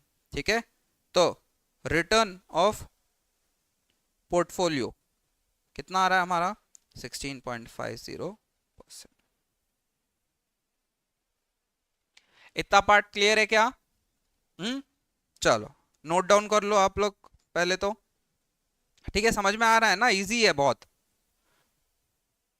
चलो नोट डाउन कर लो।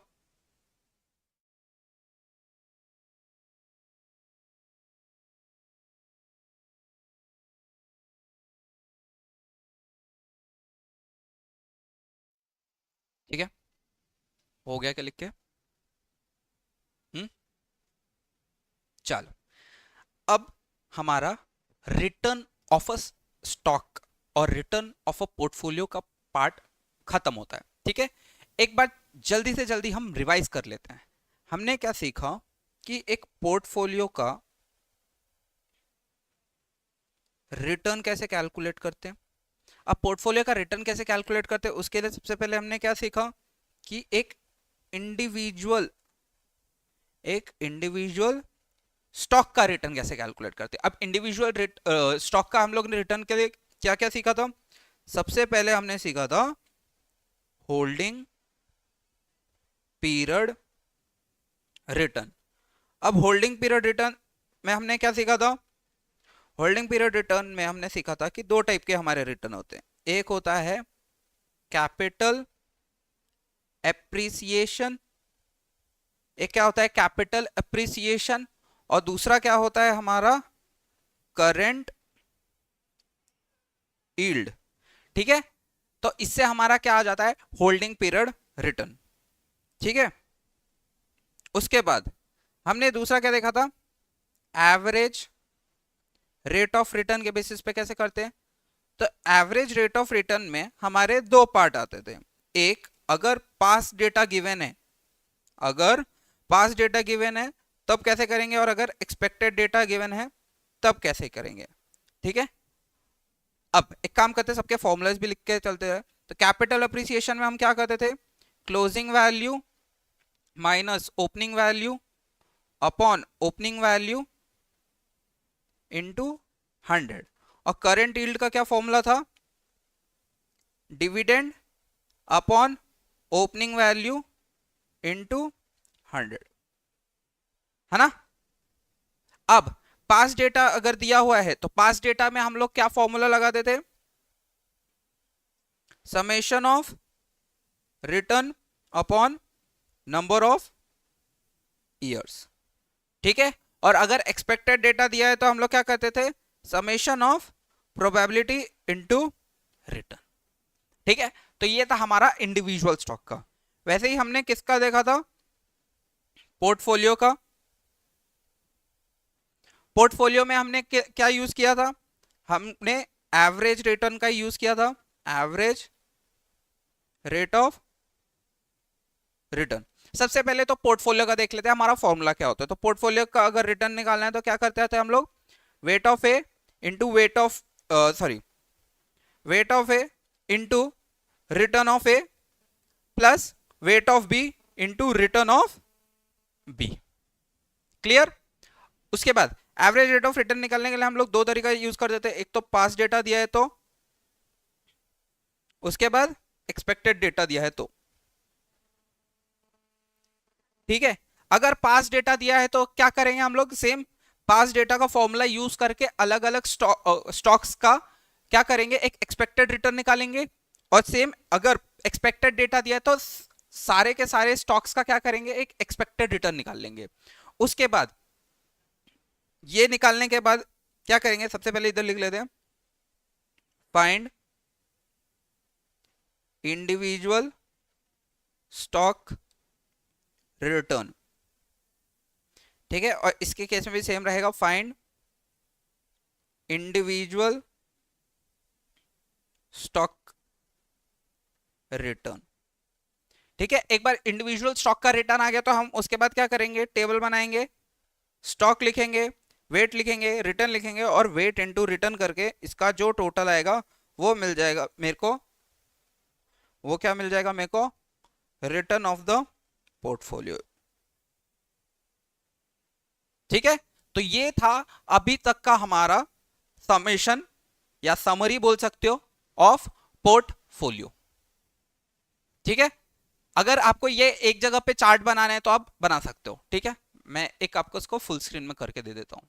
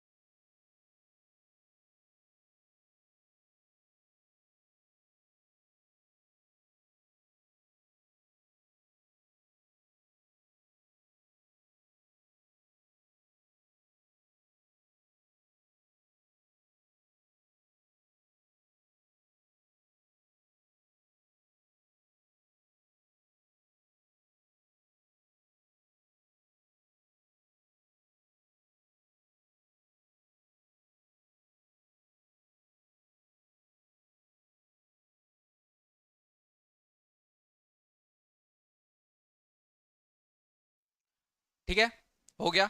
अब हम क्या करेंगे, यहाँ पे हमारा रिटर्न का पार्ट खत्म होता है। ऐसे ही हमको क्या करना है, रिस्क का पार्ट भी करना है। तो रिस्क के पार्ट में हमको देखोगे तो यहाँ पे भी सेम इंडिविजुअल स्टॉक का पहले सीखना है, उसके बाद पोर्टफोलियो का सीखना है। ठीक है, तो इंडिविजुअल स्टॉक में भी हम लोग को सेम एक पास डेटा या फिर एक्सपेक्टेड डेटा के बेसिस पे देखना है, और पोर्टफोलियो के भी सेम पास डेटा और एक्सपेक्टेड डेटा के हिसाब से देखना है। ठीक है, धीरे धीरे करेंगे, आराम से करेंगे, क्योंकि ये पार्ट में कैलकुलेशंस काफी लंबी होंगी। ठीक है, तो सब आराम से करना ताकि कहीं भी गलती ना हो। एक छोटा सा माइनस प्लस का भी फर्क हुआ ना, हमारा पूरा आंसर गलत हो सकता है। ठीक है, तो इस चीज को ध्यान देते हुए हम लोग स्टार्ट करते हैं। ठीक है, तो सबसे पहले risk in case of individual stock. ठीक है, इंडिविजुअल स्टॉक के केस में हम लोग रिस्क कैसे कैलकुलेट करेंगे। तो सबसे पहले याद रखो, दो कॉलम बना लो। अगर पास डेटा गिवन है तब क्या करेंगे, और अगर अपने को एक्सपेक्टेड डेटा या फिर बोल सकते हो प्रोबेबिलिटी दिया है तो हम क्या करेंगे। ठीक है, तो चलो एक छोटा सा एग्जांपल ले लेते हैं हम लोग पास डेटा के लिए। समझ लो हमारे पास इन्फोसिस का शेयर है। ठीक है, अब इन्फोसिस के पिछले 5 साल के हमको रिटर्न देके रखे, सेम चीज करेंगे। तो सबसे पहले काम करो, टेबल बना लो।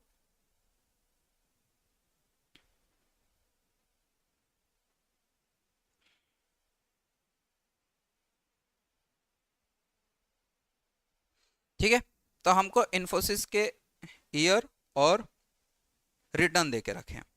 ठीक है, तो 1 2 3, एक काम करो, 4 साल का ही डेटा पकड़ते हैं इसमें, 1 2 3 4।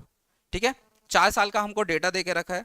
समझ लो पहले साल का रिटर्न है 10%, दूसरे साल का रिटर्न है 20%, तीसरे साल का रिटर्न है 15%, और चौथे साल का रिटर्न है 25%। ठीक है, तो अब 1 मिनट यार, ये टैब चलाना थोड़ा अभी मैं सीख रहा हूँ। ठीक है, क्योंकि ऑफलाइन लेने की आदत है ना। चलो, अब ईयर है, रिटर्न है, तो आप सबसे पहले क्या निकालेंगे, सबसे पहले हम पोर्ट ये एक इंडिविजुअल स्टॉक का रिटर्न निकालेंगे। तो इंडिविजुअल स्टॉक का रिटर्न निकालने के लिए क्या करते हैं हम लोग, पहले तो हम समेशन ऑफ आर करते हैं। तो समेशन ऑफ आर कितना होगा, तो 10 + 20 + 15 + 25 कितना हो रहा है, 30 40 50 60 70 70%।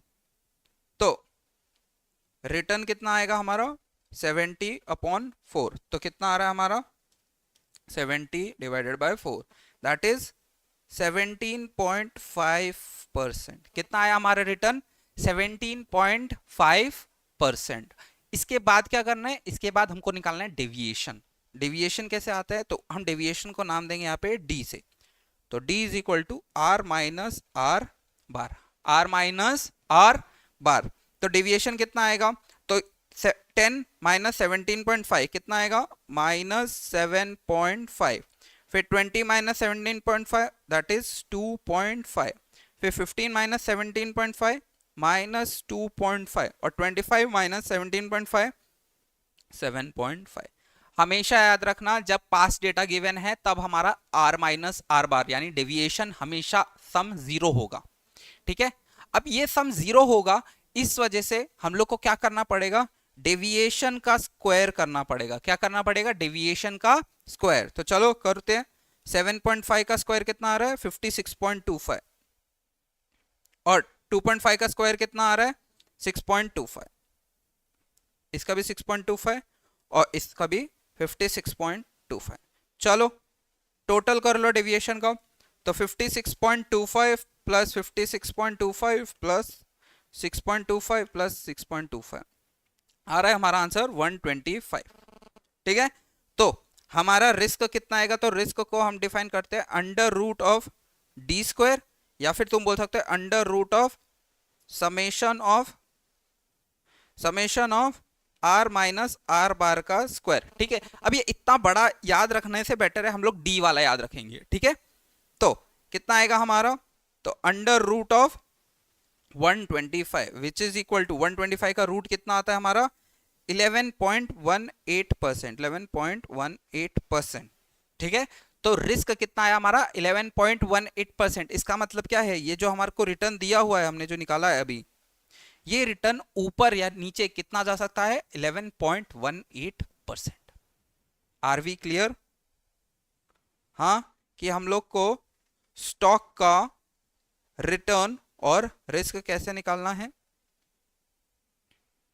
इजी था ना? ठीक है, तो एक काम करना, ये ऊपर वाला ऐसे इंडिविजुअल स्टॉक करके बना लेना और उसके नीचे इन्फोसिस वाला एग्जांपल नोट डाउन कर लो। ठीक है, जैसे हमने पास्ट डेटा का किया है वैसे ही अभी हम लोग इसके बाद एक्सपेक्टेड डेटा में रिस्क कैसे कैलकुलेट करेंगे वो देखते हैं।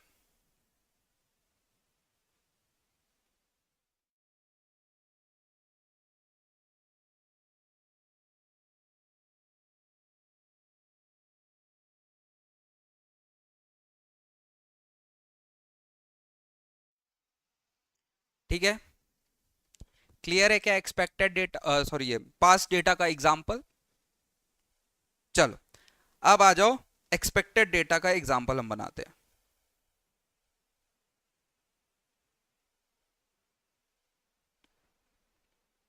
ठीक है, समझो, अभी हमको इन्फोसिस के रिटर्न देके रखे, बट उसका एक एक्सपेक्टेड डेटा दिया। एक्सपेक्टेड डेटा में हमको क्या क्या दिया रहता है, सबसे पहले तो दिया रहता है प्रोबेबिलिटी, जिसको हम पी से डिफाइन करते हैं। उसके बाद हमको दिया रहता है रिटर्न, है ना। चलो एक काम करते हैं, पहले टेबल बना लेते हैं।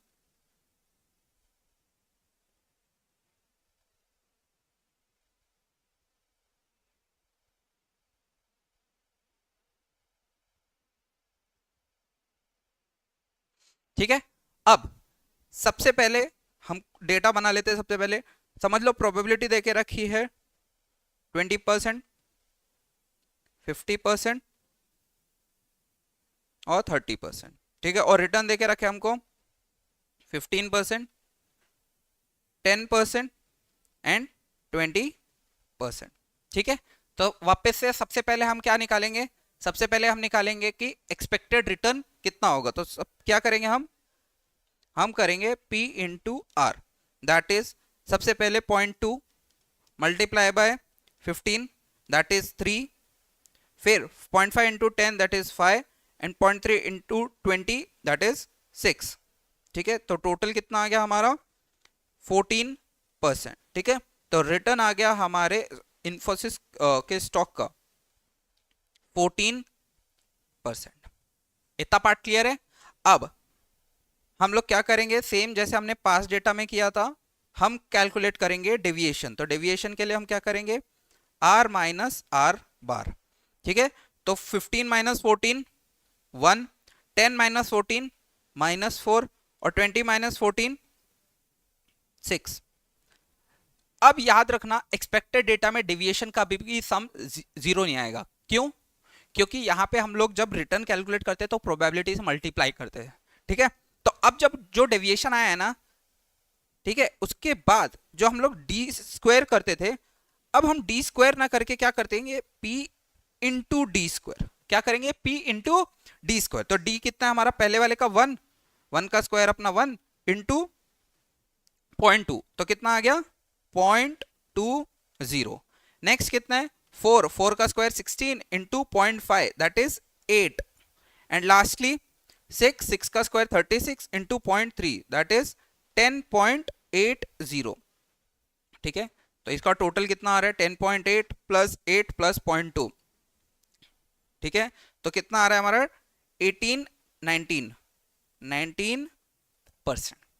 ठीक है, तो रिस्क का फॉर्मूला क्या हो जाएगा, risk is equal to under root of P into sorry summation of P into D square. ठीक है, पी इंटू डी भी बोल सकते हो या फिर पी डी स्क्वायर भी बोल सकते हो। तो कितना आ गया रिस्क हमारा अंडर रूट ऑफ 19। ठीक है, दैट इज 19 का रूट कर लोगे तो कितना आ गया हमारा आंसर 4.36%।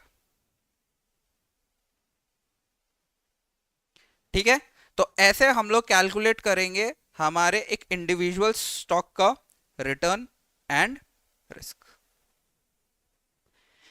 इतना पार्ट क्लियर है क्या? ठीक है, तो ये देखो, ये टेबल्स ना हमेशा कांस्टेंट रहेंगे। जब भी हम लोग सेम क्या करेंगे, रिटर्न और रिस्क कैलकुलेट करेंगे ना, क्योंकि क्वेश्चन में तुमको रिटर्न और रिस्क ऐसे सेपरेटली नहीं पूछते।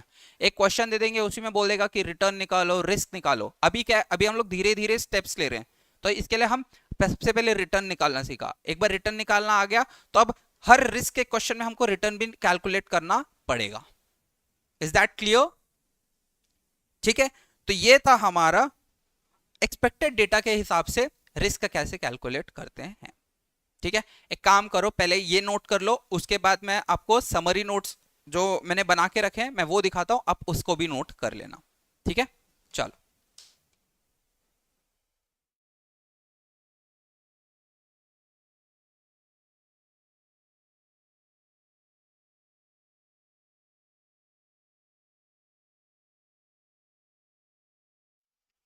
ठीक है, इतना बात क्लियर है।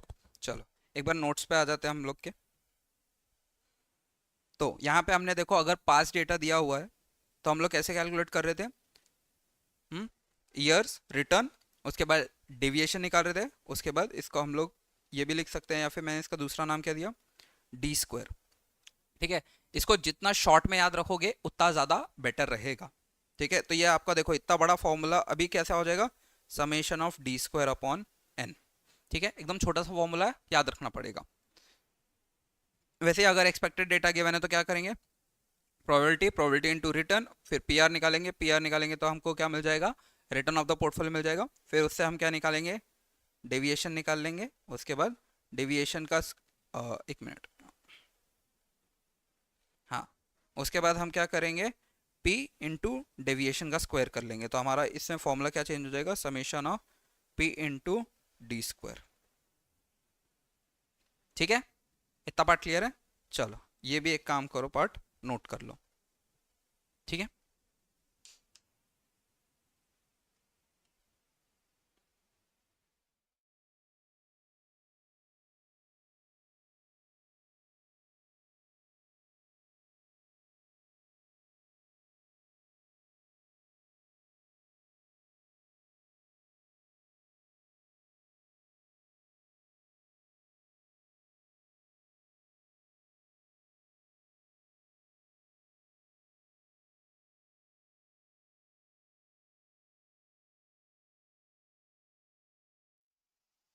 ठीक है, इतना पार्ट क्लियर है क्या?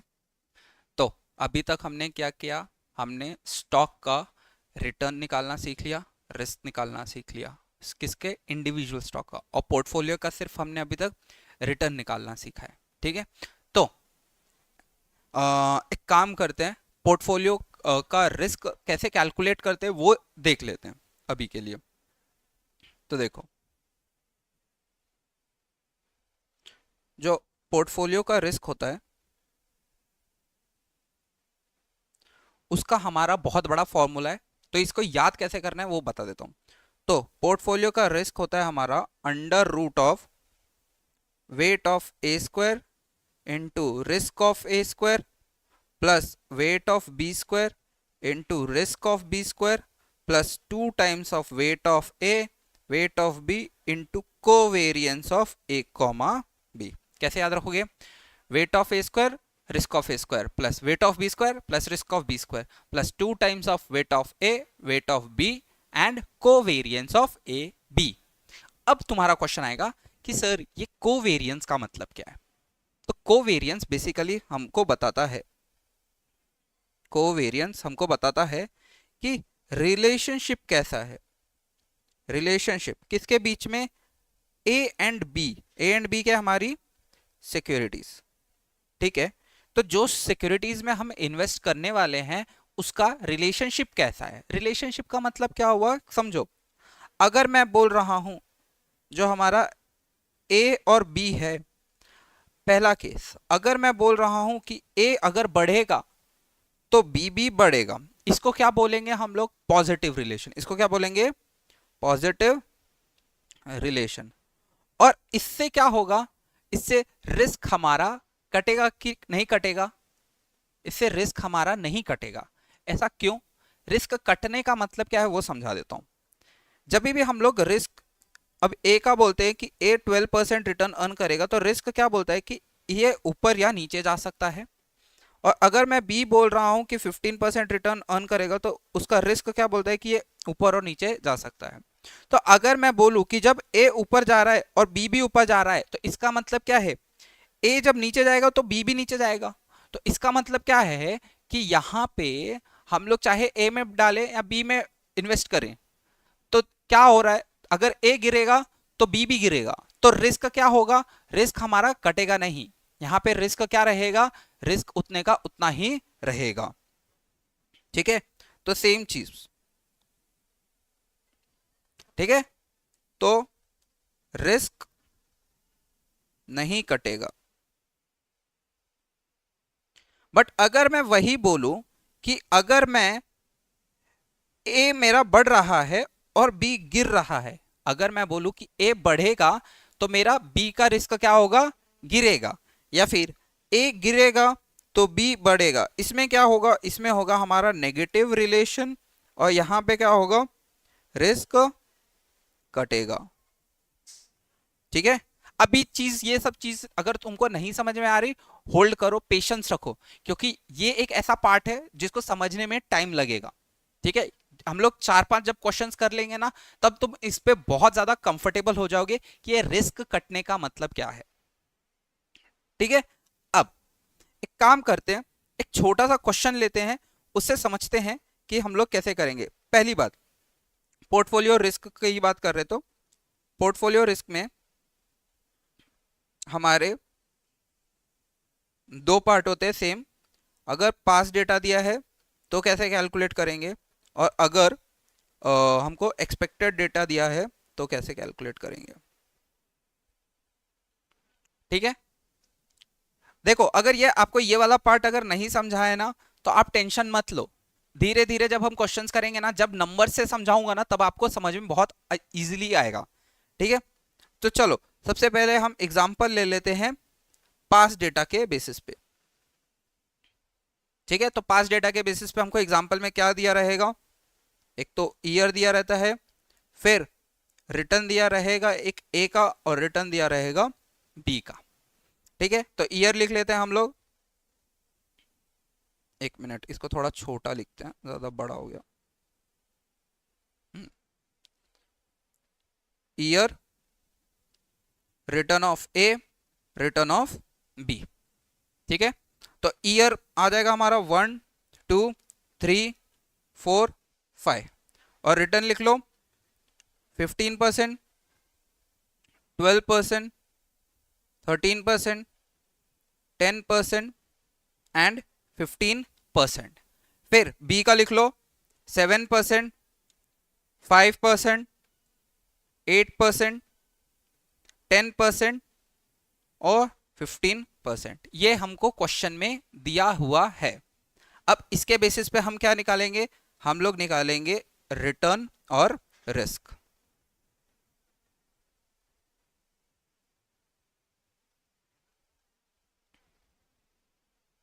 ठीक है, और क्वेश्चन में बोला गया है कि ए में इन्वेस्ट करेंगे हम 50% और बी में इन्वेस्ट करेंगे हम 50%। ठीक है, अब देखो हमको पोर्टफोलियो रिस्क का फॉर्मूला क्या दिया था, weight of A square into risk of A square, weight of B square into risk of B square into 2 times of weight of A, weight of B covariance. तो हमको इसमें क्या क्या find out करना है, तो हमको फाइंड आउट करना है weight of A, risk of A, weight of B, risk of B और covariance of A comma B. ठीक है, तो ये 5 एलिमेंट अगर हमने फाइंड कर लिए तो हम क्या करेंगे, हम इस फॉर्मूले में पुट करके हम लोग आंसर निकाल सकते हैं। ठीक है, तो सबसे पहले ये जो डेटा दिया है इसके बेसिस पे हम लोग सबसे पहले क्या कैलकुलेट करेंगे, सबसे पहले हम रिटर्न कैलकुलेट कर लेते हैं।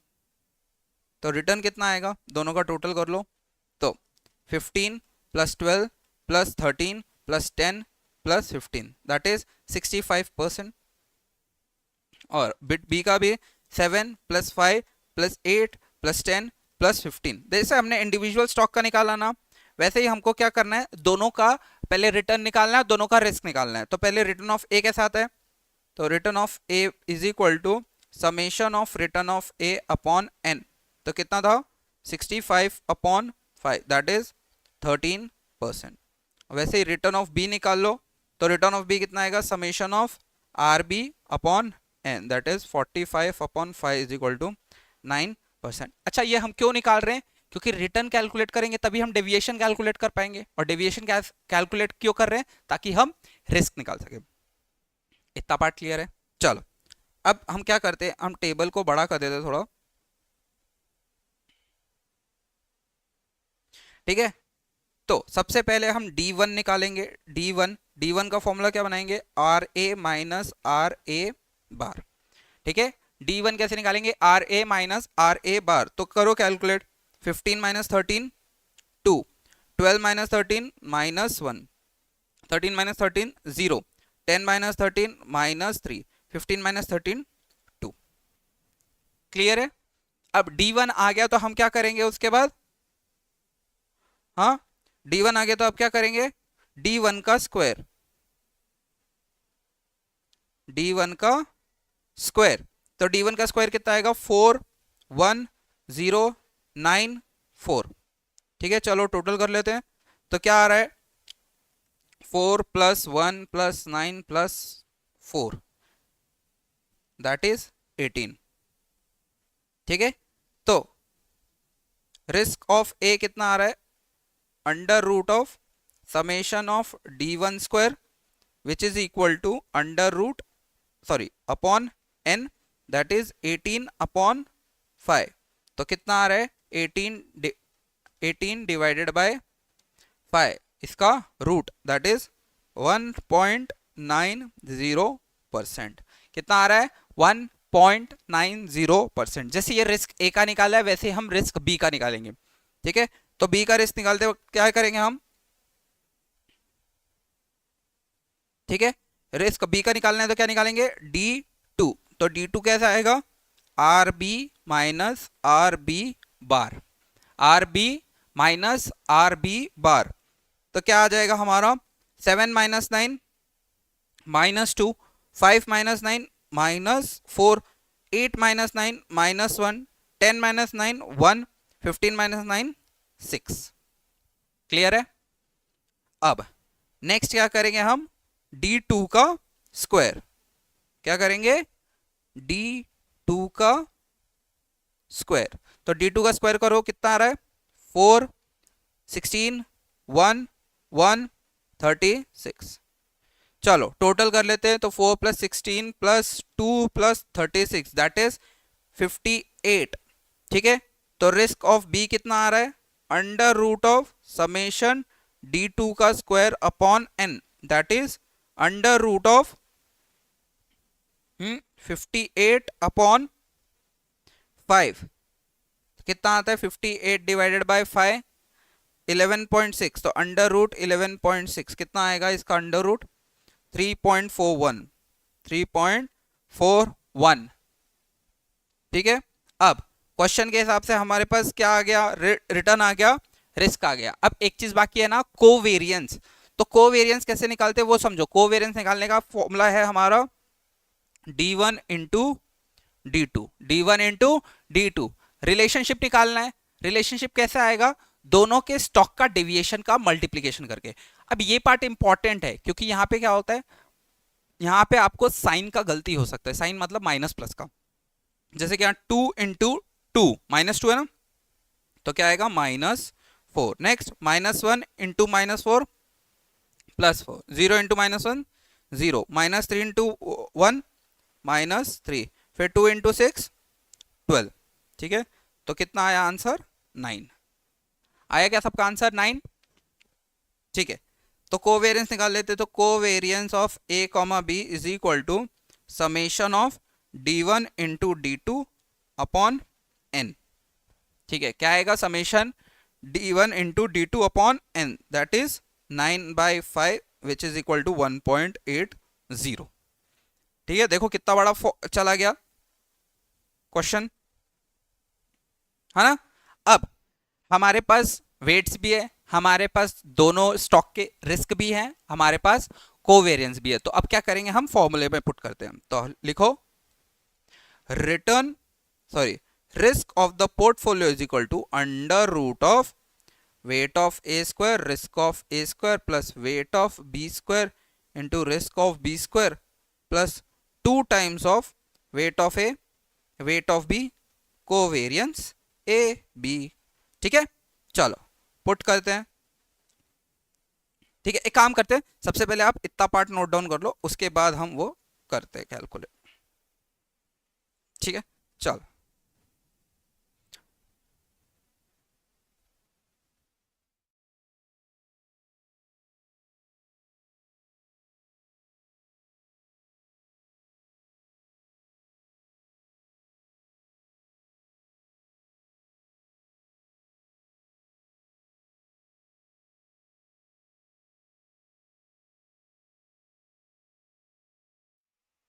ठीक है, चलो आगे। अब ये फॉर्मूले में चलो हम लोग वैल्यूज पुट करते हैं। तो वेट्स कितने थे हमारे पास? यहाँ पे वेट कितना है? वेट ऑफ ए है 50%, तो यहाँ पे लिख लेते हैं weight of A 0.5, weight of B 0.5। चलो पुट करते हैं। तो वेट ऑफ ए कितना है? 0.5 का स्क्वायर मल्टीप्लाई बाय रिस्क का स्क्वायर दैट इज 1.9 का square plus weight of B कितना है? 0.5 का स्क्वायर इंटू 3.41 का square plus 2 times of 0.5 into 0.5 into 1.80। ठीक है, तो देखो क्या आएगा सबसे पहले वाले का? 0.5 multiply bye 0.5 is equal two into 1.9 into 1.9 that is 0.9 आ रहा है ना? 0.9 plus 0.5 0.5 multiply bye 0.5 multiply bye 11.6 that is 2.9 and lastly हमारा 2 multiply by 0.5 multiply bye 0.5 multiply bye 1.8 that is 0.90। तो हमारा रिस्क कितना आ रहा है total? 0.9 plus 2.9 plus 0.9 plus 2.9 plus 0.9 4.7 that is 2.17%। ठीक है, ये इतना सब कुछ करना पड़ेगा हमको एक पोर्टफोलियो का रिस्क निकालना है तो। ठीक है, अब थोड़ा सा एनालिसिस कर लेते हैं। क्या एनालिसिस करेंगे समझो। दोनों स्टॉक में हमारा वेट कितना था? 50-50। तो अगर एक जनरल लेमैन देखेगा तो क्या बोलेगा? 50% रिस्क ए का लगेगा, 50% बी का रिस्क लगेगा। तो अगर मैं वैसे वो थिंकिंग से जाऊं तो क्या होगा समझो। तो मैं इन दोनों को पिक करूंगा तो क्या होगा? Weight of A into risk of A plus weight of B into risk of B, है ना? तो कितना आएगा? 0.5 multiply by 1.9 plus 0.5 multiply by 3.41। ठीक है, तो कितना आ रहा है? 0.5 मल्टीप्लाई बाय 1.9 0.5 मल्टीप्लाई बाय 3.41, तो हमारा आ रहा है 2.66%। कितना आ रहा है? 2.66%। बट क्या दोनों का रिस्क हमने जब अभी लेमैन के टर्म्स में कैलकुलेट किया तो कितना आया? 2.66, और हमने कैलकुलेट किया तो कितना आया? 2.17। तो ये जो कम हुआ है ना रिस्क, ये कम इस वजह से हुआ है क्योंकि हम लोग एक जगह ना पुट करके दो अलग अलग जगह पुट किए हैं पैसा। तो इसी को हम बोलते हैं डाइवर्सिफिकेशन। हमारा याद है हमारा इंट्रोडक्शन जब चल रहा था हमने क्या बात की थी डाइवर्सिफिकेशन के बारे में। तो यहाँ पे डाइवर्सिफिकेशन का बेनिफिट दिख रहा है कि हमारा एक स्टॉक में अगर इन्वेस्ट किए होते तो हमारे को ज्यादा रिस्क होता, और अगर हम दो अलग अलग स्टॉक में इन्वेस्ट किए हैं तो क्या हो रहा है? हमको रिस्क कम लग रहा है। ठीक है, तो इतना पार्ट आप नोट कर लो, और आज के लेक्चर के लिए इतना ही रखते हैं क्योंकि ये हमारा फर्स्ट लेक्चर है। अगर फर्स्ट लेक्चर में ही मैं बहुत ज्यादा चीजें बता दूंगा तो तुम बोलोगे क्या सर इतना फास्ट फास्ट क्यों जा रहे हो? ठीक है, और मैंने बोला था कि स्टार्टिंग के 2 लेक्चर हमारे स्लो होंगे, तो ये अगर हमारा स्लो है तो हमारा फास्ट क्या होगा वो हम बताएंगे जरूर। ठीक है, तो अच्छे से करो लेक्चर्स, प्रॉपरली देखो, प्रॉपर नोट्स मेंटेन करो। अगर नोट्स मेंटेन नहीं हो रहे तो एक सेशन मैं उसका भी पुट कर दूंगा कि हमको नोट्स कैसे बनानी है। देखो एसएफएम के लिए ना, एसएफएम के लिए 2 नोटबुक बनाओ। एक नोटबुक थियोरेटिकल के लिए, theoretical in the sense concept note, उसको 100 पेज का भी रखा चलेगा। और एक नोटबुक बनाओ 200 से 300 पेजेस का, जिसमें हम सारे के सारे क्वेश्चन सॉल्व करेंगे। तो कैसे रहेगा? एक नोटबुक में आपको थ्योरी रेडी रहेगा, तो अगर आप क्वेश्चन सॉल्व करने से पहले एक बार थ्योरी रीड कर लोगे, जैसे कि ये मैंने बना के रखा है ये वाला, इसमें क्या है, इसमें हमने टेबल्स बना के रखे हैं कि कौन कौन से टेबल्स कैसे यूज होंगे, कौन से फॉर्मुलेज यूज होंगे। तो कैसे है, एक बार हम लोग चैप्टर स्टार्ट करेंगे ना रिवाइज करने, तो सबसे पहले इसके थ्रू गो थ्रू हो जाएंगे। उसके बाद हम लोग डायरेक्टली क्वेश्चन सॉल्व करना स्टार्ट करेंगे। अब क्वेश्चन सॉल्व करते वक्त कुछ नहीं आ रहा, तब हम लोग क्या करेंगे, हमारे नोटबुक में जो हमने आंसर सॉल्व किए हैं उसका रेफरेंस लेंगे। ठीक है, तो यहां पे हमारा डे 1 एंड होता है। ठीक है, होप सो सबको अच्छा लगा होगा लेक्चर। नेक्स्ट लेक्चर में आपका हम स्वागत करेंगे जल्दी। ठीक है, चलो bye bye, see you later guys.